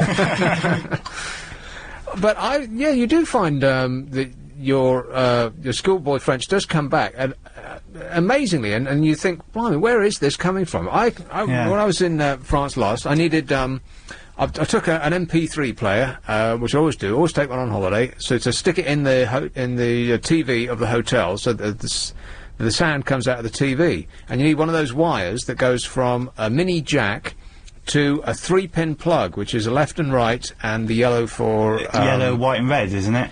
Yeah, yellow, white and red, exactly, and the yellow's for the picture, and the red and white is for the left and right stereo. But the But the wires don't but the TVs don't often come with those 3 pins, so you need a SCART to fit in the back of the TV that has the 3 pins that the wire that has got a jack on from the MP3 player will go into. I marched confidently into an electric shop in Nice and asked for one of those. I can't even express it in English. Did you say SCART to play? And he looked at me, and I thought there's absolutely no way. And he went out the back, and he came back with exactly what I'd asked for. I could not believe it. Really? Yeah, I feel like I want to get up and take a bow. You should be applauding me right now. Well, you should give yourself a pat on the back. Yeah, I will, in the privacy of my own home. I don't know that much French, but I managed to order, like, you know, a few croissants and some bread. And what's the French for croissant? Croissant? It's a what now? A croissant. A what? Croissant. Or a pain au chocolat. Oh, yeah, pain au chocolat. I love them. They're lovely. Oh, they are lovely. Pain au chocolat. Chocolat. I could do with a couple of pounds of that right now, as a matter of fact. Yeah, that's not part of your 5 a day, is it? No, it isn't. But yeah, a little bit of chocolate does you good. I'm quite convinced about that. Well, that's the thing. You can have, as long as you have a bit of everything, you'll be fine. Because if you are you know, the supreme athletic build that I am, then you'll find that you have tuned your body up to such an extent that you can hear its every request, and it does say, "Give me some chocolate" every now and again. Yeah, well, that's the thing. If your straight after meals, if your body's craving this stuff, yeah, surely you should just give it to it. Give it in. Give in. Yeah, give in to what your body craves. That's what Kate Moss says. But you know, bag of chips down from the chip shop on a Friday night. Your body has never, not ever craved a bag of chips. Yes, it has. Nonsense. Yeah, you just like, you know, sometimes you just get home and you think, yeah, just well, that's wanting. Wanting and craving, two completely different things. No, but you get like your taste buds start going, and you know your stomach starts, you know, just feels ready for a bag of chips. No, that'll be all those parsnips you're eating. Oh. When it's turning over and people are fleeing the room, then it's definitely the Brussels sprouts. Yeah, it's a side effect from not eating enough fruit. This is LBC. Here's Travel Now with Will Gowing. Thanks very much. If you're heading out to Hornsey tonight, Trying to tell me that this is your act? Crawley. Hello, Richard. Oh, hi, Nick. Richard. Yeah, you were talking about the Dutch language and that. Oh, yeah. Well, about 10 years ago, I had these sort of, because I'm interested in transport, so I sort of read and studied about transport in the Netherlands, and it seemed too good to be true. How do you mean? In terms of public transport. Oh, yeah. And, you know, so I, you know, having visited there before that, you know, not knowing the language, you get, you know, you get a flavour of what it's like, and, you know, everything seems as good as it can be. Well, I don't know. I mean, their trains and their trams and so on, they've all got plastic seats. I mean, at least ours have, you know, the comfortable seats. I don't think our transport is so bad. You're talking about the metro trains in the major cities of Amsterdam and Rotterdam. Yeah. Yeah, that's quite. London is quite unusual, actually, in having furry seats to sit on the tube. Yeah, it is. Because in America they're all plastic as well, aren't they? Just because people, well, it's for hygienic reasons, really. I mean, imagine how many bottoms have been sitting on those seats. Awful. I mean, in terms of smaller towns and sort of between towns, I think. You know, the Dutch, you know, really had it made. That was my perception, anyway. Okay. And that's what everybody thinks over here. But whenever people debate transport, they always say, "Well, look at Holland; it's really good over there." Yeah, but they have far fewer people than we do, and it's much less congested, and their infrastructure is much younger than ours. If you compare the sort of the west of this country, it's actually, I mean, if you're gonna, it's as comparable as you can get. I mean, London is sort of exceptional in terms of its size, I suppose. But I mean, the actual Randstad area in the west of the Netherlands is getting on for like eight, something like 8 or 9 million. So it's not the same as comparable. I don't really know anything about Holland. I visited Amsterdam a lot. I went in and out of Den Haag very briefly, but that's about as much as I know. And I know that the centre of Amsterdam does not represent the rest of Holland, but... yeah, I mean, I visit there a lot because, I like the place. I hardly ever go to Amsterdam these days. It's not typical of the country at all, as with most capitals. Yeah, quite. The main reason I was phoning up was about the language. Yeah. The reason why I sort of decided to learn it back then. You learnt that language? Well, I tried to learn it. Well, I had quite a good go at it, to be honest. I spent about a year learning it quite enthusiastically, just through textbooks and tapes and things. Because there's not that many places where you can actually learn Dutch, because it's not a popular language to learn. Yeah, or use it. Why did you learn Dutch? Well, it's mainly because I wanted to join, read news groups on the internet about Dutch transport and sort of, I mean, this may sound bizarre, but timetables, in Dutch timetables, sort of the explanations at the beginning. No, that doesn't sound bizarre, Richard, to want to learn Dutch, to read the beginnings, the introduction to Dutch train timetables. What's strange about that? Well, it's just I got the full picture, so as a Dutch person would be aware of it. Are you a train spotter? And I know you used to have a jingle for train spotters. I guess you would probably define me as that if you knew everything about me, I suppose. It's funny. Have you noticed there's some pursuits which you can be enthusiastic about, and it's okay, like football or cars or whatever. Yeah. But other things like trains or buses, are less sociably acceptable. Yes, quite. Now, I understand the romantic allure of trains because I remember as a kid they used to have these tiny, they'd probably be outlawed now for health and safety reasons, but these tiny little footbridges that went up and over railway tracks when I used to go and visit my gran in Wales. I used to run down the fields, and you could just run straight onto the railway line. Nothing would stop you. They didn't have cones around it like they do now. And you'd wait till the train comes along, and the sun would be glinting off the railway lines, which receded into the distance, and then there's the signals that were on arms, they weren't coloured lights like they are now. Yeah, and the signal would... Still have them up north, I bet they do. The signal would go down, it would just, fall down, and the excitement would mount, there's a train coming, you'd stand, calling Dr. Freud, you'd stand at the very point where the train would go underneath you. I don't think we need Dr. Freud to explain that to us, really, do we? But it was tremendously exciting as a child, and so I understand why people would get hooked on trains and train sets and, collecting numbers, because it's, men have this thing with collecting and writing lists and so on. But I do draw the line, Richard, at buses. I mean, I don't know. I mean, there I will not go. Buses are less popular, and I know that compared to trains. There's nothing romantic about them. I don't know. I mean, I like to, one of my hobbies as a kid, and it's probably carried on to today, is sitting on the top deck of a bus and just looking out the window. I really enjoy doing that. I always have done. And and I know a lot of other people do that. Well, yeah, kids are doing that now because Red Ken has given them all free bus passes, and that's where they go to shoot up. Yeah.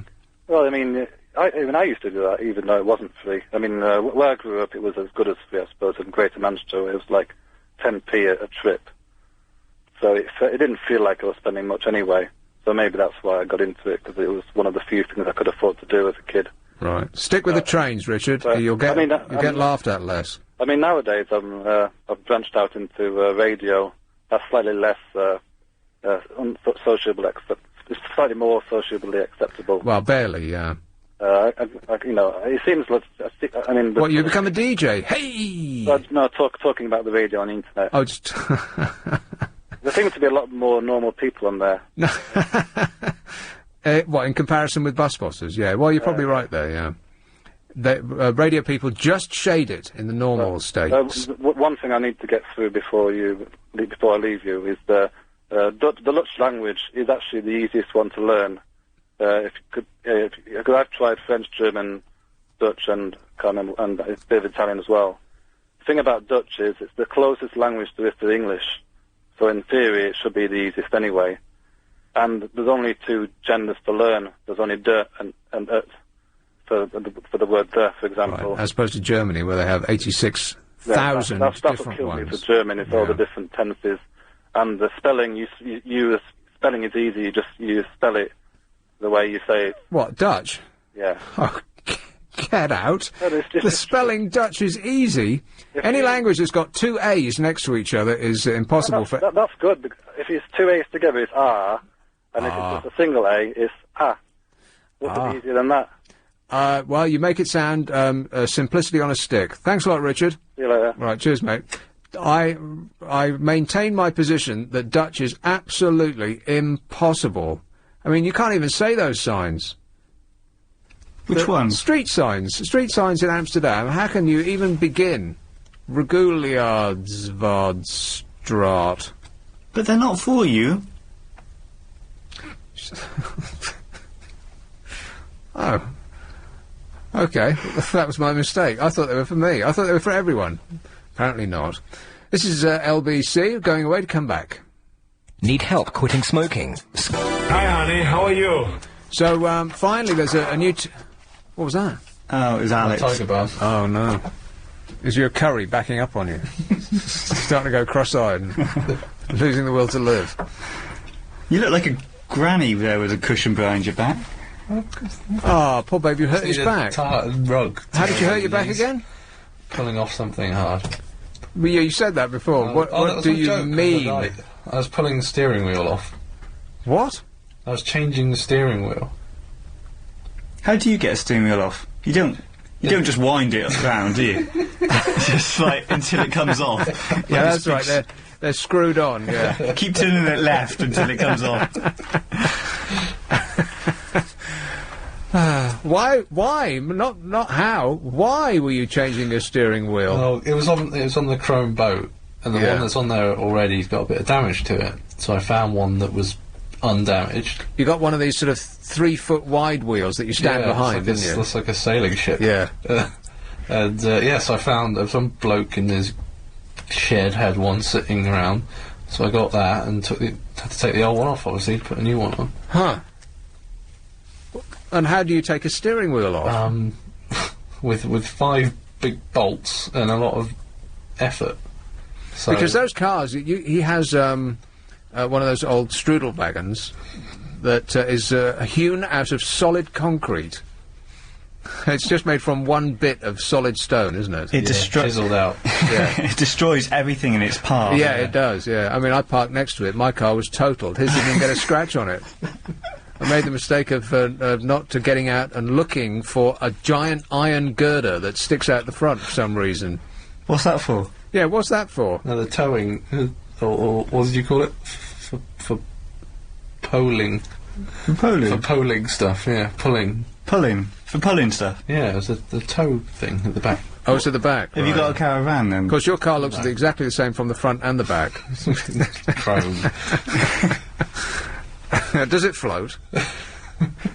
No, I think it'll sink like a stone. Yeah, I would think so, yeah. Here, by the way, James O'Brien is going to be on from tomorrow at 10 in the morning, and we'll have the next instalment of LBC's first daily soap opera, Love in Lewisham. It's a tale of passion, deceit, and revenge. You've heard this, right? Tremendously exciting. So far, Gordon has revealed his dastardly plan to murder his wife Tracy. Oh, no. But will this suspicious behaviour betray him? Find out in episode 5 with James O'Brien tomorrow morning from 10 o'clock. Yeah. Make a date on LBC 97.3. I'm Nick Abbott. I am not Ian Lee. Ian Lee is doing, his well-paid business, and it's none of our affairs. Big bro. Yeah, something like that. And we'll return in this slot tomorrow, right? Yes. And I will return in but moments. On 90... Nick Abbott. You're wondering what it's all about, and I can't tell you because I don't know myself.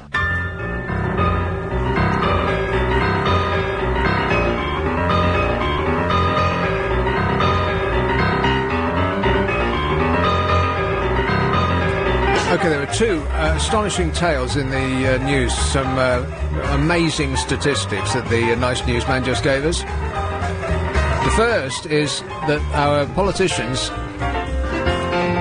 seem to be under the impression that their work is done. They're going on holiday till October? I mean, that's just incredible, isn't it? Till October. Who has holidays that long? And of course they'll say, oh, well, you know, of course we're not actually on holiday. We'll be busy going through our boxes and meeting our constituents. Yeah, right, sure you will.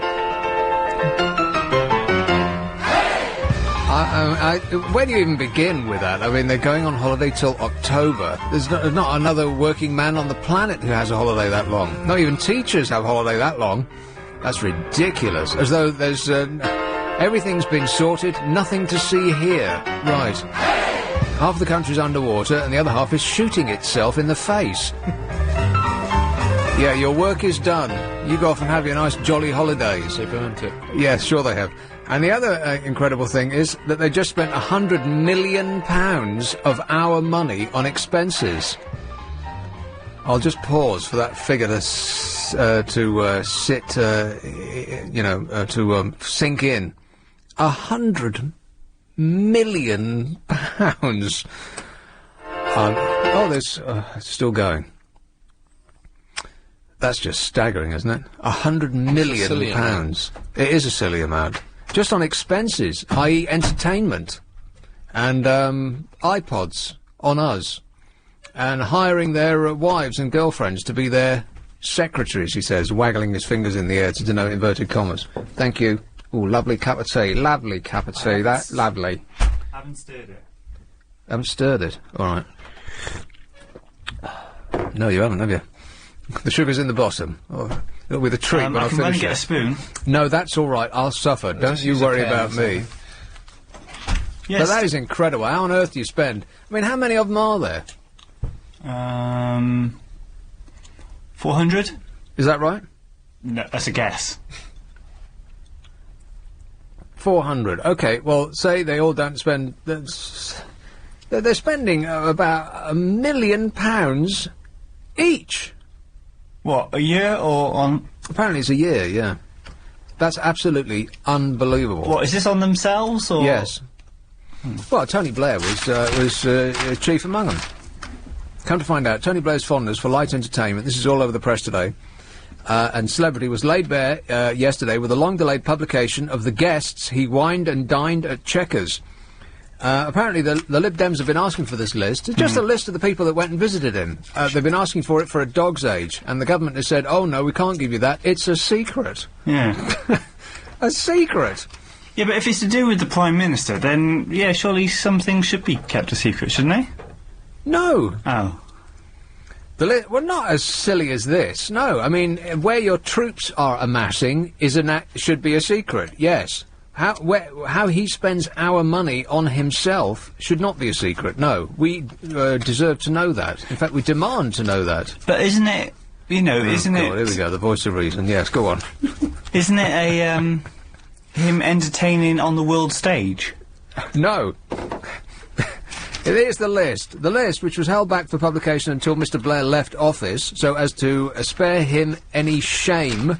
Yes. ...includes Charlotte Church.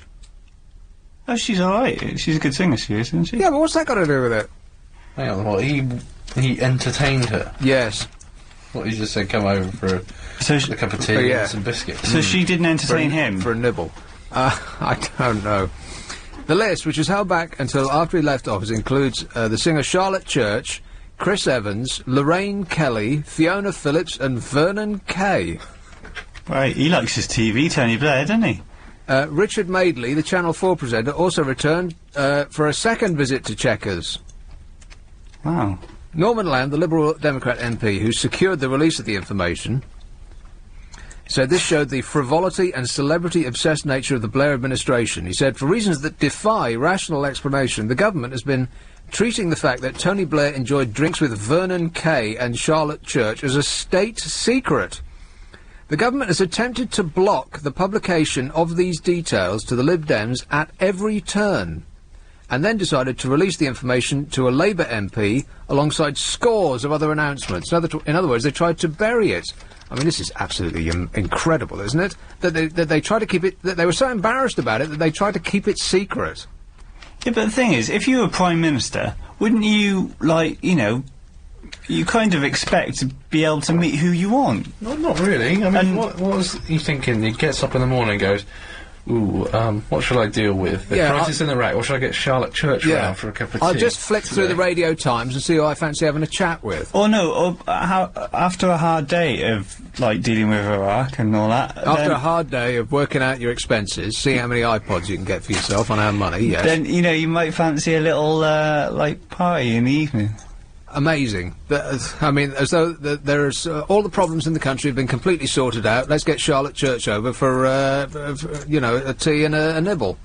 But if you were Prime Minister, wouldn't you be able to... if I were Prime Minister, I'd love to have a solid gold toilet, but I shouldn't be able to have one of those either. That would definitely be a happy boarding sit-down. Be a bit cold. Yeah. Always check before you sit down, because snakes like pipes, as we learnt yesterday. You were paying attention yesterday, weren't you? Yes. Yeah. This is absolutely amazing. I mean, it's not the amazing part that he was wasting all of our money on meeting these people just because he wanted to ingratiate himself with the rich and famous, because he seemed to have the, you know, there's a star-spangled thing in his eyes where he was just loved being around famous people. But that they tried to keep it secret. That's the key here. That they knew that it was embarrassing. That they knew that they'd done wrong, in other words, and they tried to prevent us from finding out about it because it's a state secret. And that's just amazing. The Queen doesn't do that, even, does she? She doesn't like go, I'm going to have. She's always whining and dining, the Queen, isn't she? No, you're probably right. She had a garden party for caravans the other day, didn't they? Did they? They what? Yeah, they had a caravan garden party, basically. Can I ask you a question about this before we go on any further? Why did you put sugar in and not stir it? Because there was sugar there in a little cup, so I kind of sprinkled like a spoonful in. A spoonful of sugar? Yep. And then realised there was no spoon.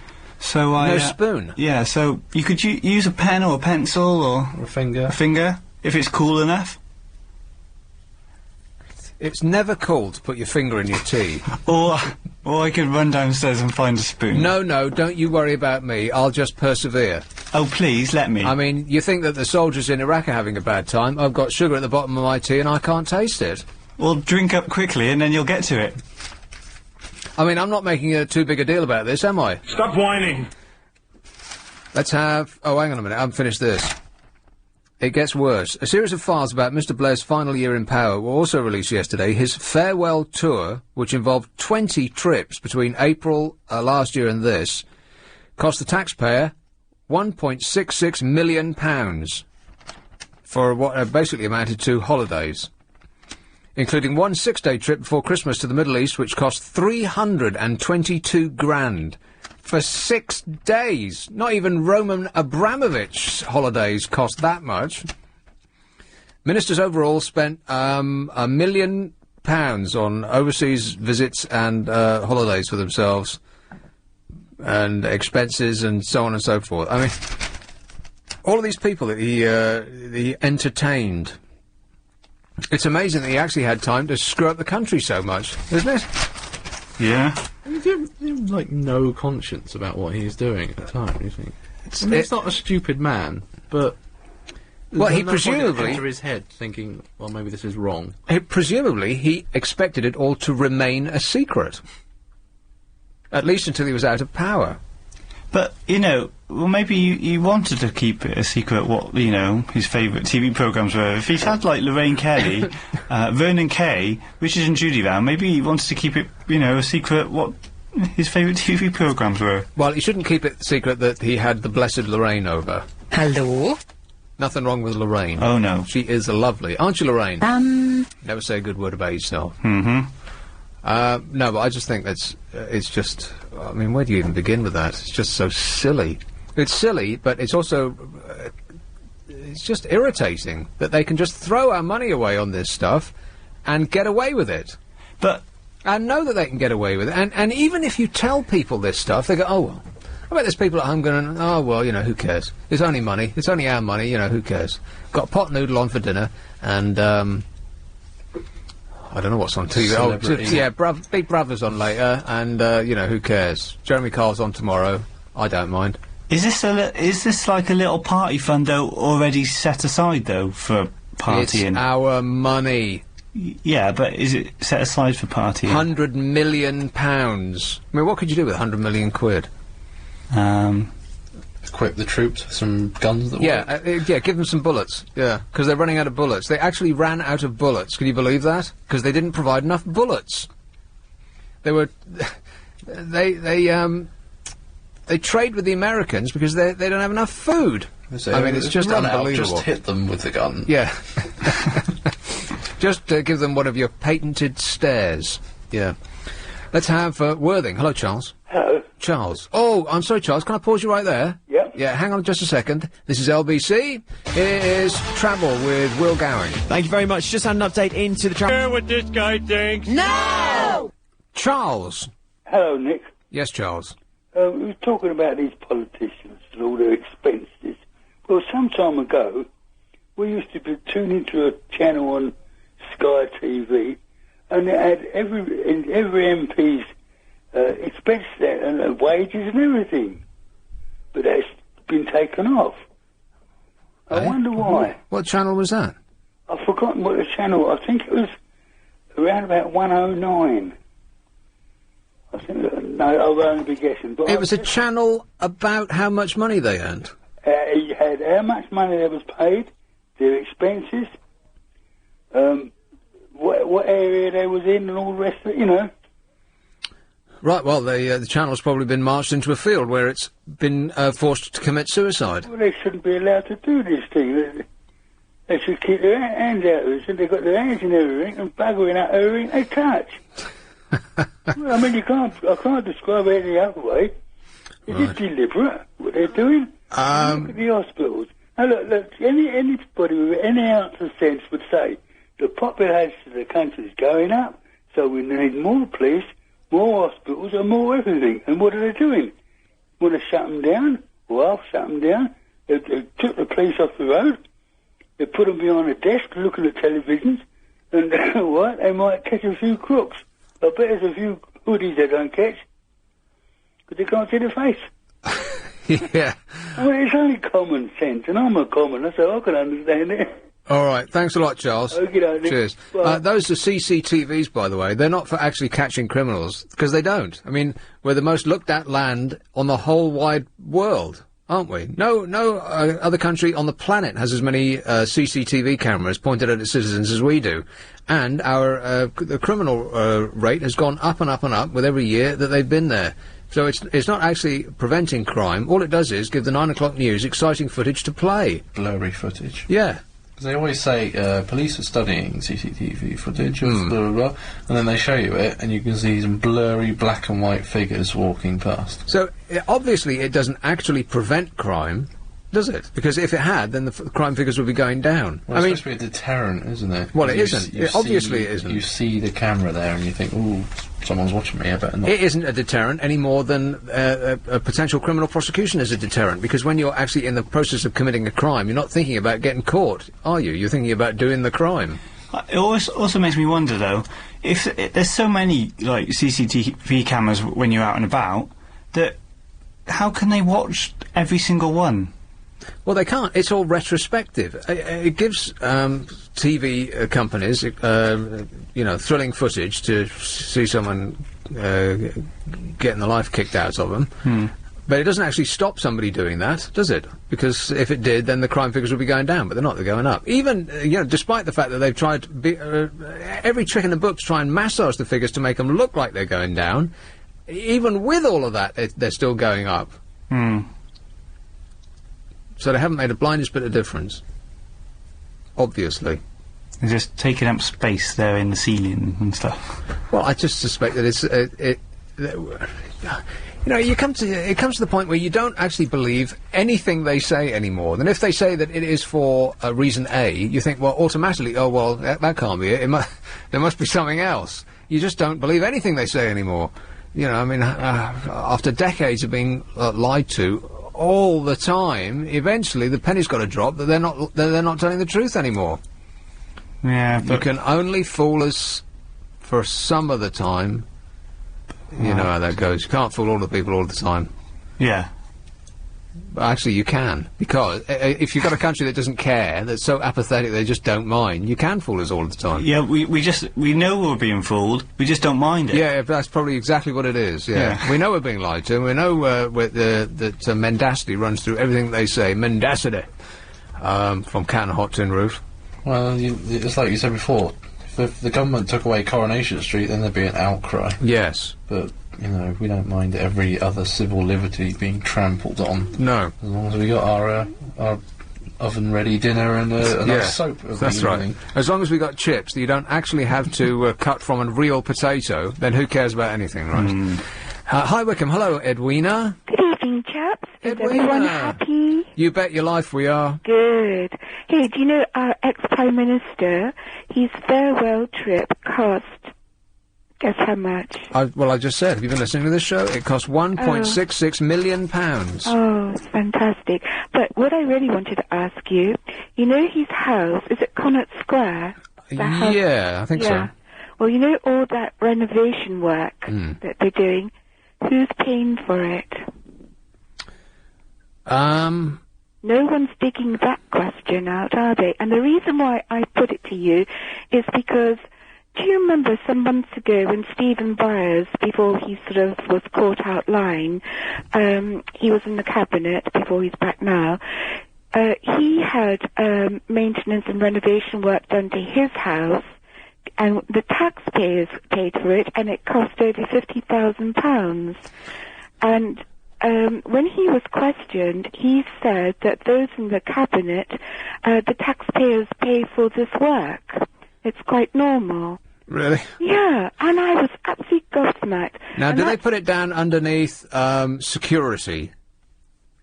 Because I know that he has a security detail, and will do for the rest of his life, paid for by us, who stand outside his house and irritate the local residents by jumping on them every time they try and get out their cars. Oi, who are you?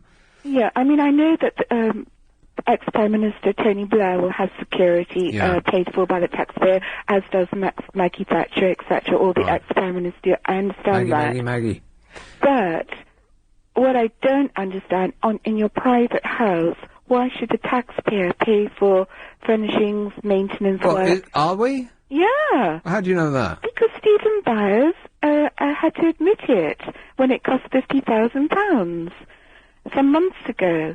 And I want to know who's paying for Tony Blair's renovation to his house in Connaught Square. Well, now I want to know too, Edwina. Yeah. So you're a very clever chap. You can find out, can't you? Oh, yeah, that's what I'll do straight away, yeah.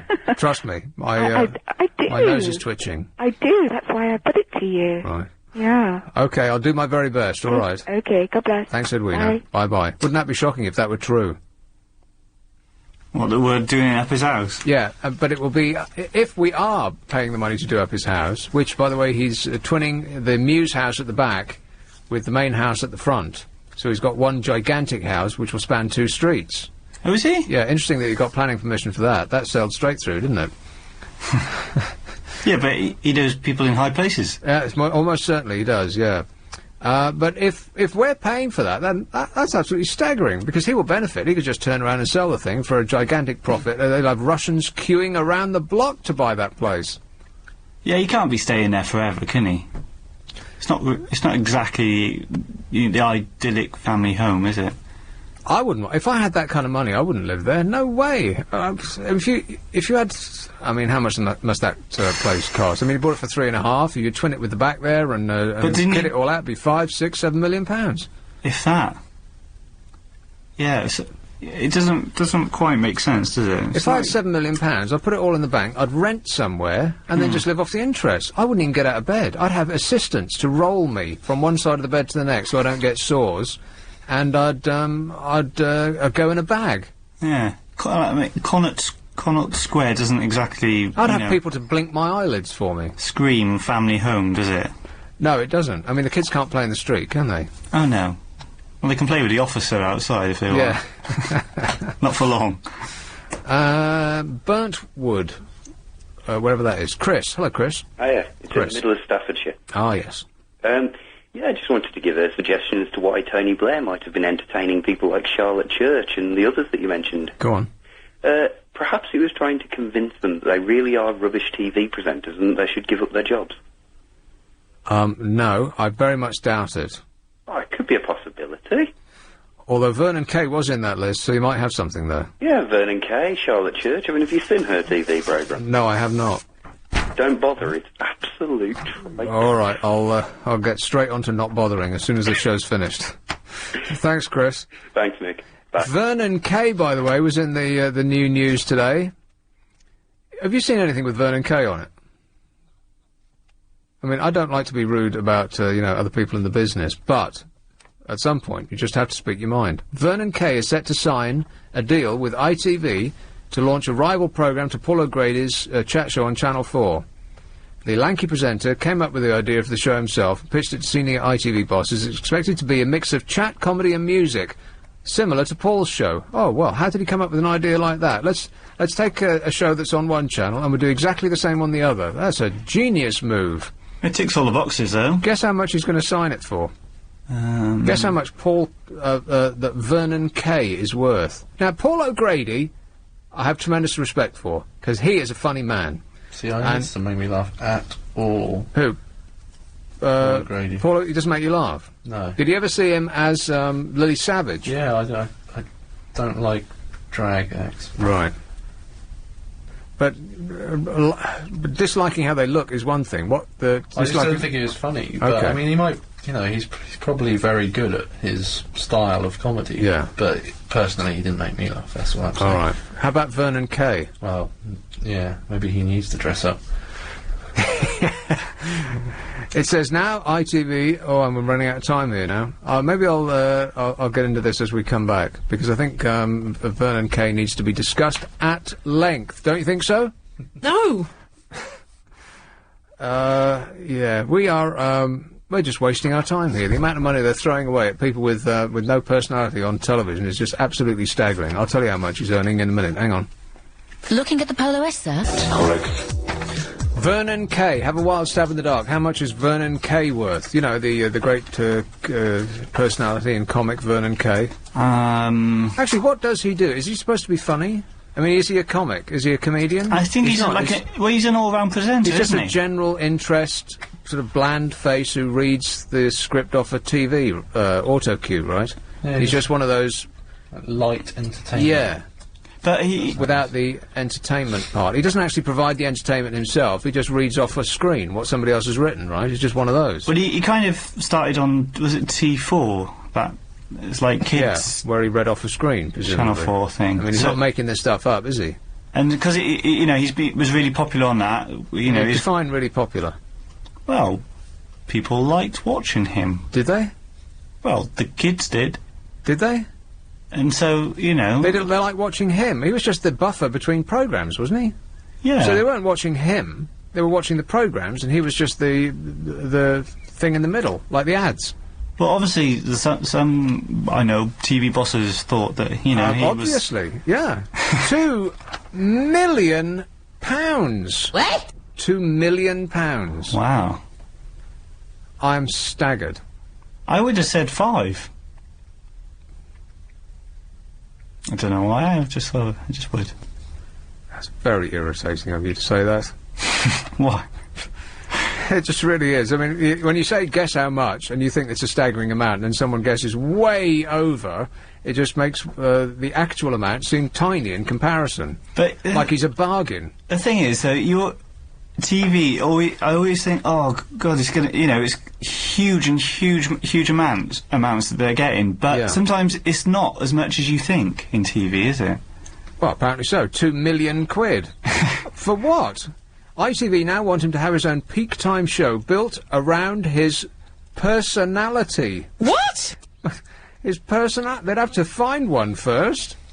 His personality. I mean, good grief, what the hell are they talking about? Have you watched any of his shows? I've seen him, and he doesn't have a personality. He's just one of those bland, smiley faces, like Carol Smiley, and they're all interchangeable. Like they stamp him out of a mould out the back. Maybe he'll come out of his shell then, if he has his own great. personality. I literally can't wait. Yeah. I don't know if people want personality these days. Well, I think they do. But, well, Ant and Dec are of that mould. They are bright, shiny, happy, plastic people. But at least they have a bit of personality. At least they look like... Yeah, they look like real human beings. Vernon Kay, on the other hand, looks like he's been made of plastic. Doesn't he? Well, right down to his shiny teeth. There's just nothing there. It's all surface, is what I'm saying. There's nothing actually there. Give him a radio show, tell him he's got 3 hours with no music, and he's just got to make it up off the top of his head. I double dare you, Vernon. But TV is all about image, isn't it? Yeah, that's it. He's just he's just a pleasant. He's got a pleasant face. That's worth £2 million. I'm staggered. He's inoffensive. Yeah, well, exactly right. That is it in a nutshell. He's inoffensive. It's almost as though they're making, they're creating programs to be as inoffensive to the most amount of people for the longest possible time. Correct. Which is why everything is like corn. Well, you can't say that. It's a brand name. Like flakes of corn, isn't it? It doesn't actually taste of anything. It's just. It's like beige. Everything's just beige. And as long as you can... It'll fill you up for a while. As long as you don't actually have a personality, it's almost as though that's better. Yeah. Which is why these people like Carol Smiley and all of those other smiley people, why they get all this work, is because they don't actually have anything behind the surface. That's all there is to them. But, well then, that... In their eyes, they're a success then, aren't they? Because they're getting these big jobs. Monetarily, no question. Yes, they are a success. And also, Carol Smiley, been around for years because of it. Right, and who remembers a single word that woman has ever said? I mean, yeah, but... that's you're not remembering her for what she says. You look watching the programmes for her to link from one item to the next. No one has ever watched a programme because of Carol Smiley, and I warrant that no one has ever watched a programme because Vernon Kay is on it, other than like, a 12-year-old teenage girl who really, really fancies him. But no one would watch. I mean, can you imagine sitting down? Oh, I wonder what Vernon's going to say next. He'll come out with something that's hilarious. I bet he will. Never, if he lived to be 1,000, he wouldn't be able to do that. He's worth £2 million a year. I'm barely scraping the bus fare together. I know, you wore that jumper yesterday. Oh, I've been wearing it all week long. Oh. Well, I've got a T-shirt. The T-shirt's clean. That's all right, then. My undercranks are sparkling. Thanks for sharing Everything that. over that is, I look like a tramp. I know I do, but I'm on the radio. That jumper could stand up right now, can't it? Let's have... but am I right about this, or am I being unkind? I mean, I think that kind of presenter's okay when there's a lot going on around them. Like, if they're fronting something that's all about the contestants or the other people in the show. In other words, if you're not looking at them. Yeah, but if he's doing his own show where the onus is on him to entertain and be the centre of the whole programme and for him to hold the whole thing together, then it's going to be bland and boring and not going to work. And also... And ITV are putting him opposite Paul O'Grady. Yeah, he's got no chance. Mm-hmm. I mean, Paul O'Grady could chew him up and spit him out in one sentence, and he would just leave him as a stain on the carpet. All right. Because Paul O'Grady is an actual stand-up. It's kind of the same difference between Ricky Gervais and a stand-up. One of the columnists made this point today about how he dried at Wembley. Yeah. An actual stand-up would have been able to fill for 5 minutes, because that's what they do. I mean, like, what am I doing? Am I reading a script here? No, I'm just filling. I'm not a stand-up, and I'm not a comedian, but I can fill, I can talk for Britain, I can.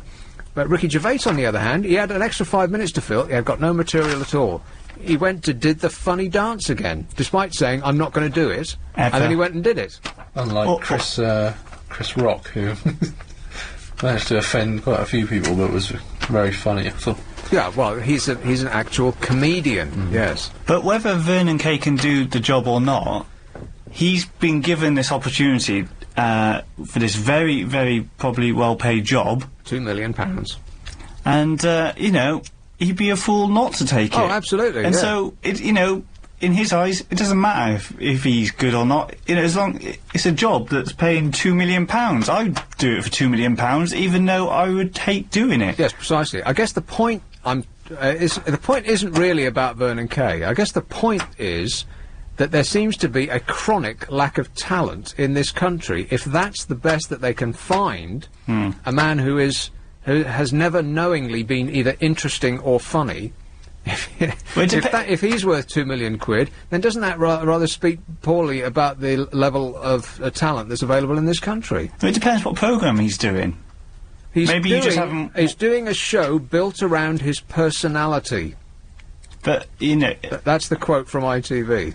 His personality. They looked at this guy, who, to me, is an empty vessel, and they thought, well, there's a personality that's worth £2 million and his own show. Daily. Maybe you just haven't watched him on the right show. Yeah, maybe you're right. Yeah, I'll watch him when he's not on later. South Norwood. Hello, Philip. Hello, Nick. They should bring back my TV programme. What's that? Well, in 2001, we had a sensational late-night hit. 10 of us were on every Friday night about 11:30 on ITV. Did you ever watch it? What was it? It was called The TV Set. And you were on it? Yes, oh yes. I had to audition, and funny enough, they held the auditions downstairs in your canteen. Why? Well, it was a Chrysalis programme. And what was it about? Well, what it was, they wanted 10 people to sit in the studio every week, and we were sent DVDs of TV programmes that were going out the following week. And the 10 of us had to discuss them. Wow, suddenly that Vernon Kay show is sounding no, this was sensational. Sounding like excitement personified, yeah. You know, I had people, you know, who came out the pub. They told me that they left the pub early to get home to watch this programme. Yeah, I bet they did. And it really was, it was a bit of a sadness in it, really, Nick, that we did the first one, we taped the first one on 9/11, the night of 9/11. Right. And that one didn't go out. Although there was nothing in it that was, you know, we were told... TV channels were busy elsewhere, yeah.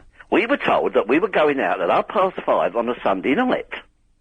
And then they phoned us up. Just a bunch of people sitting around talking about... It was a great show, honestly. I'll tell you who the host was in a minute. Who? Oh, no, I'll say we were due to go out at 5:30 on a Sunday. He's ratcheting up the tension. Yes.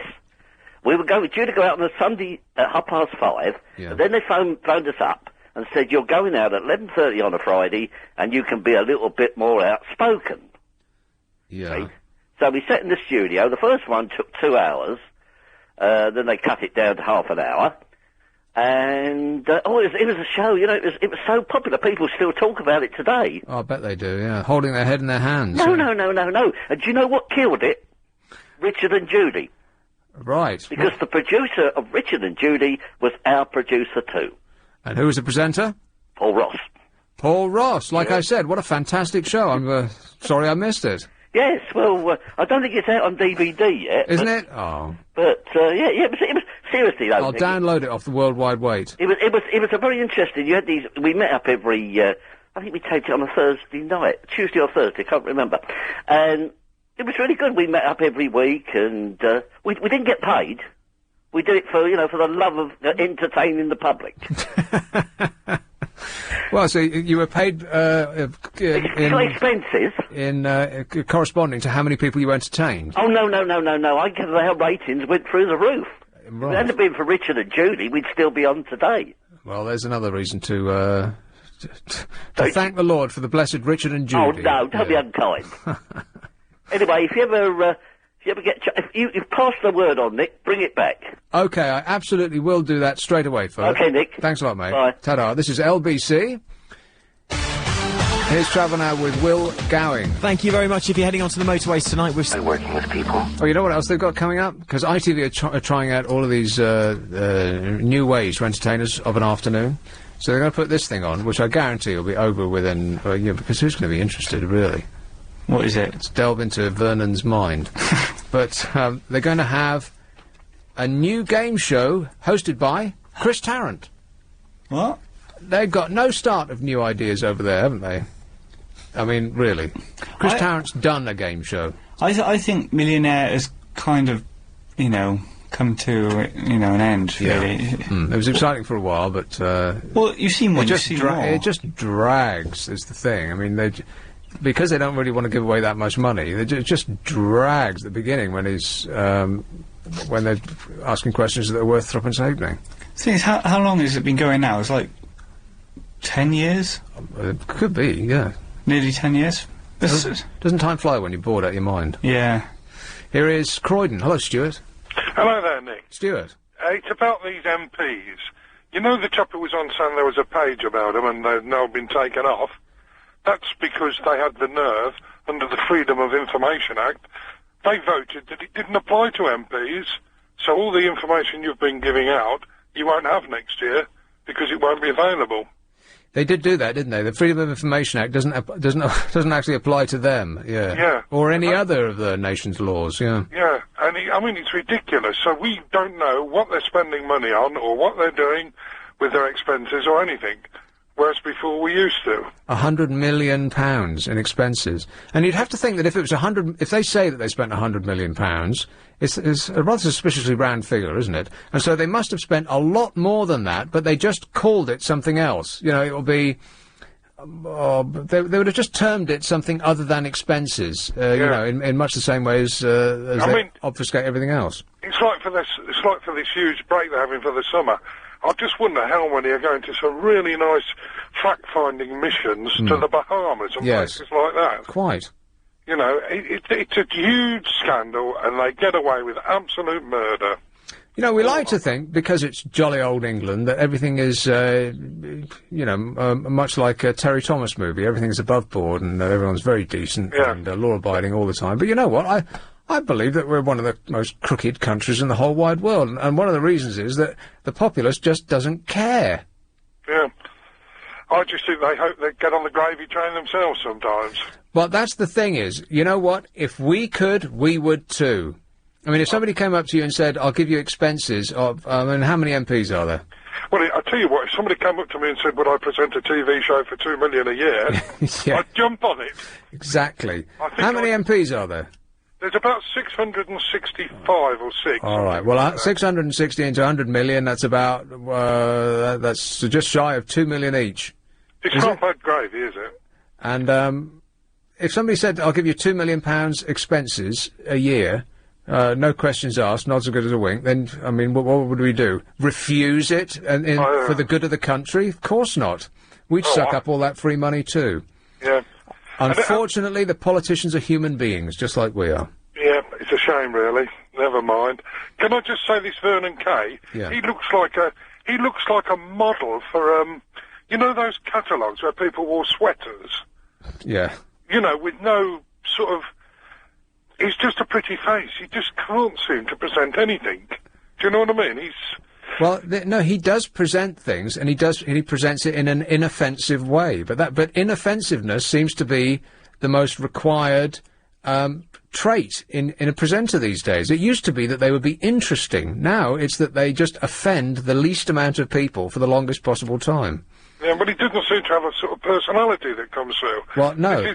And if he's going up against Paul O'Grady, he will slaughter him. He will, yeah. He's got no chance.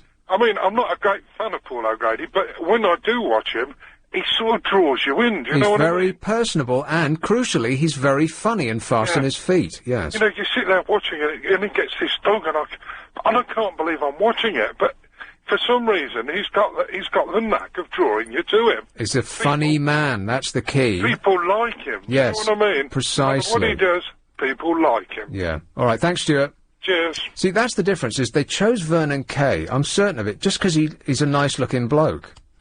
I always thought Paul O'Grady kind of appealed to, like, middle-aged women. Well, yeah, those are the people that are watching TV at that time of day. I see. I mean, that's the show. I mean, if you saw him as a stand-up, I've seen him as a stand-up, and he didn't appeal to middle-aged women as a stand-up. It's very, very rude.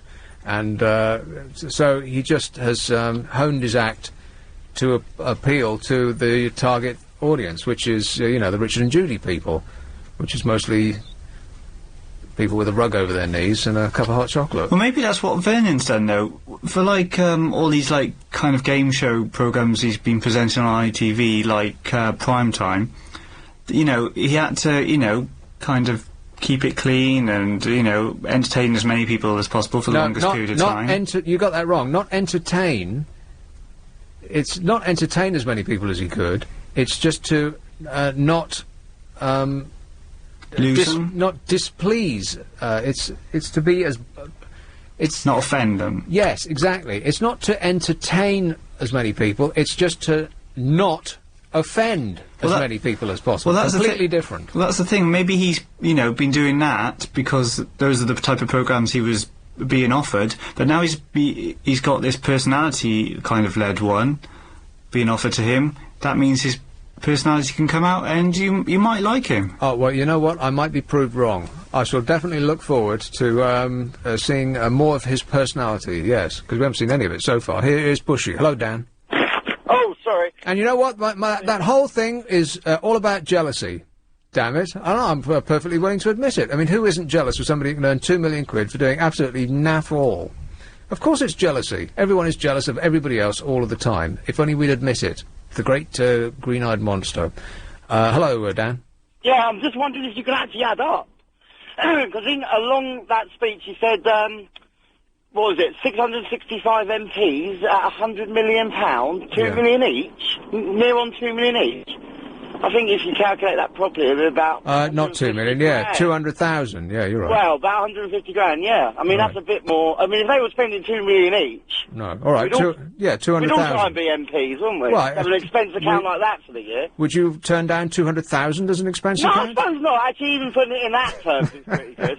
I wouldn't turn down 200,000 as my 10 yearly salary.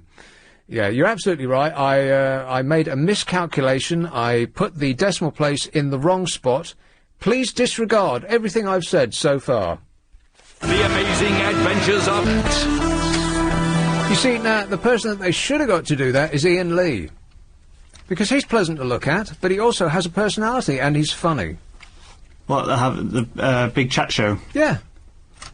Yeah. I mean, isn't that a good idea? I mean, it's not that there is a lack of talent. It's just that people seem to value blandness above everything else in media in this country.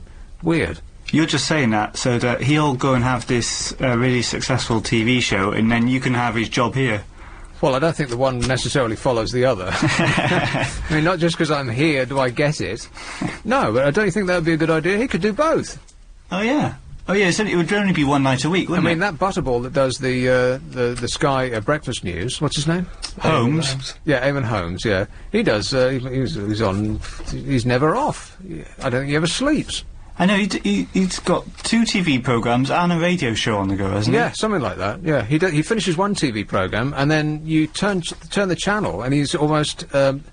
Yeah, remember that old programme, The Tomorrow People, when they touched their belt and they jaunted? Well, I guess Star Trek had more or less the same thing. He must jaunt. I don't think there's a taxi fast enough to take him from one studio to the next. He's never knowingly off TV, that man. So Ian could definitely do both. You see, step aside, Vernon. You see, Eamon's quite clever at the moment because he's doing that this morning at the moment, and he's brought his wife in, and she's also really good at TV presenting. And so now he's got an extra... What does his wife look like? She's really pretty.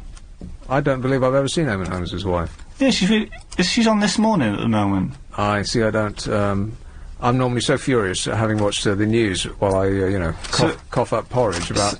Oh, God, it's the bleeding floods again. Then I have to switch the TV off after a while and go and have a little lie down. So not only is he now just a presenter that can do, all these shows, he can do a double act as well with his wife. Right. Well, that's where all the money is. Just ask Richard and Judy. Mm-hmm. Anyway, talking about money, Keith Richards is going to be writing his autobiography. It says in the Daily Mail, as long as he can remember it. Remember just little chunks of his life. Bits of his brain are falling out of his ear, picks him up on the pillow of a morning. Like him falling out of that tree. Yeah, exactly. And you think, why bother? Yeah. I mean, if you hadn't let the kind of money that... you see, this is the reason that you and I, Chris, will always be failures. What? It's because we are the kind of people who, if we had the kind of money that Keith Richards has got, £600 million or whatever it is, we would never do another day's work in our lives. No. And see, that kind of person, us, are destined to always be failures, because it's the people who have a giant amount of money, but the money means nothing to them, who keep on going, because it's not the money, it's the it of it, it's the doing of it. It's not the acquisition of wealth, it's the thing that acquires the wealth that's the thing for them. Those With people us, make me sick. Those are the people who are always the successful ones, the ones with drive, the ones with ambition, the ones with a bit of gumption about them. Us, pathetic layabouts such as we are, who just moan and whine about other people's success. Stop whining. All right. We're never going to make anything of ourselves. Always going to be failures, Chris. That's us. Losers, baby.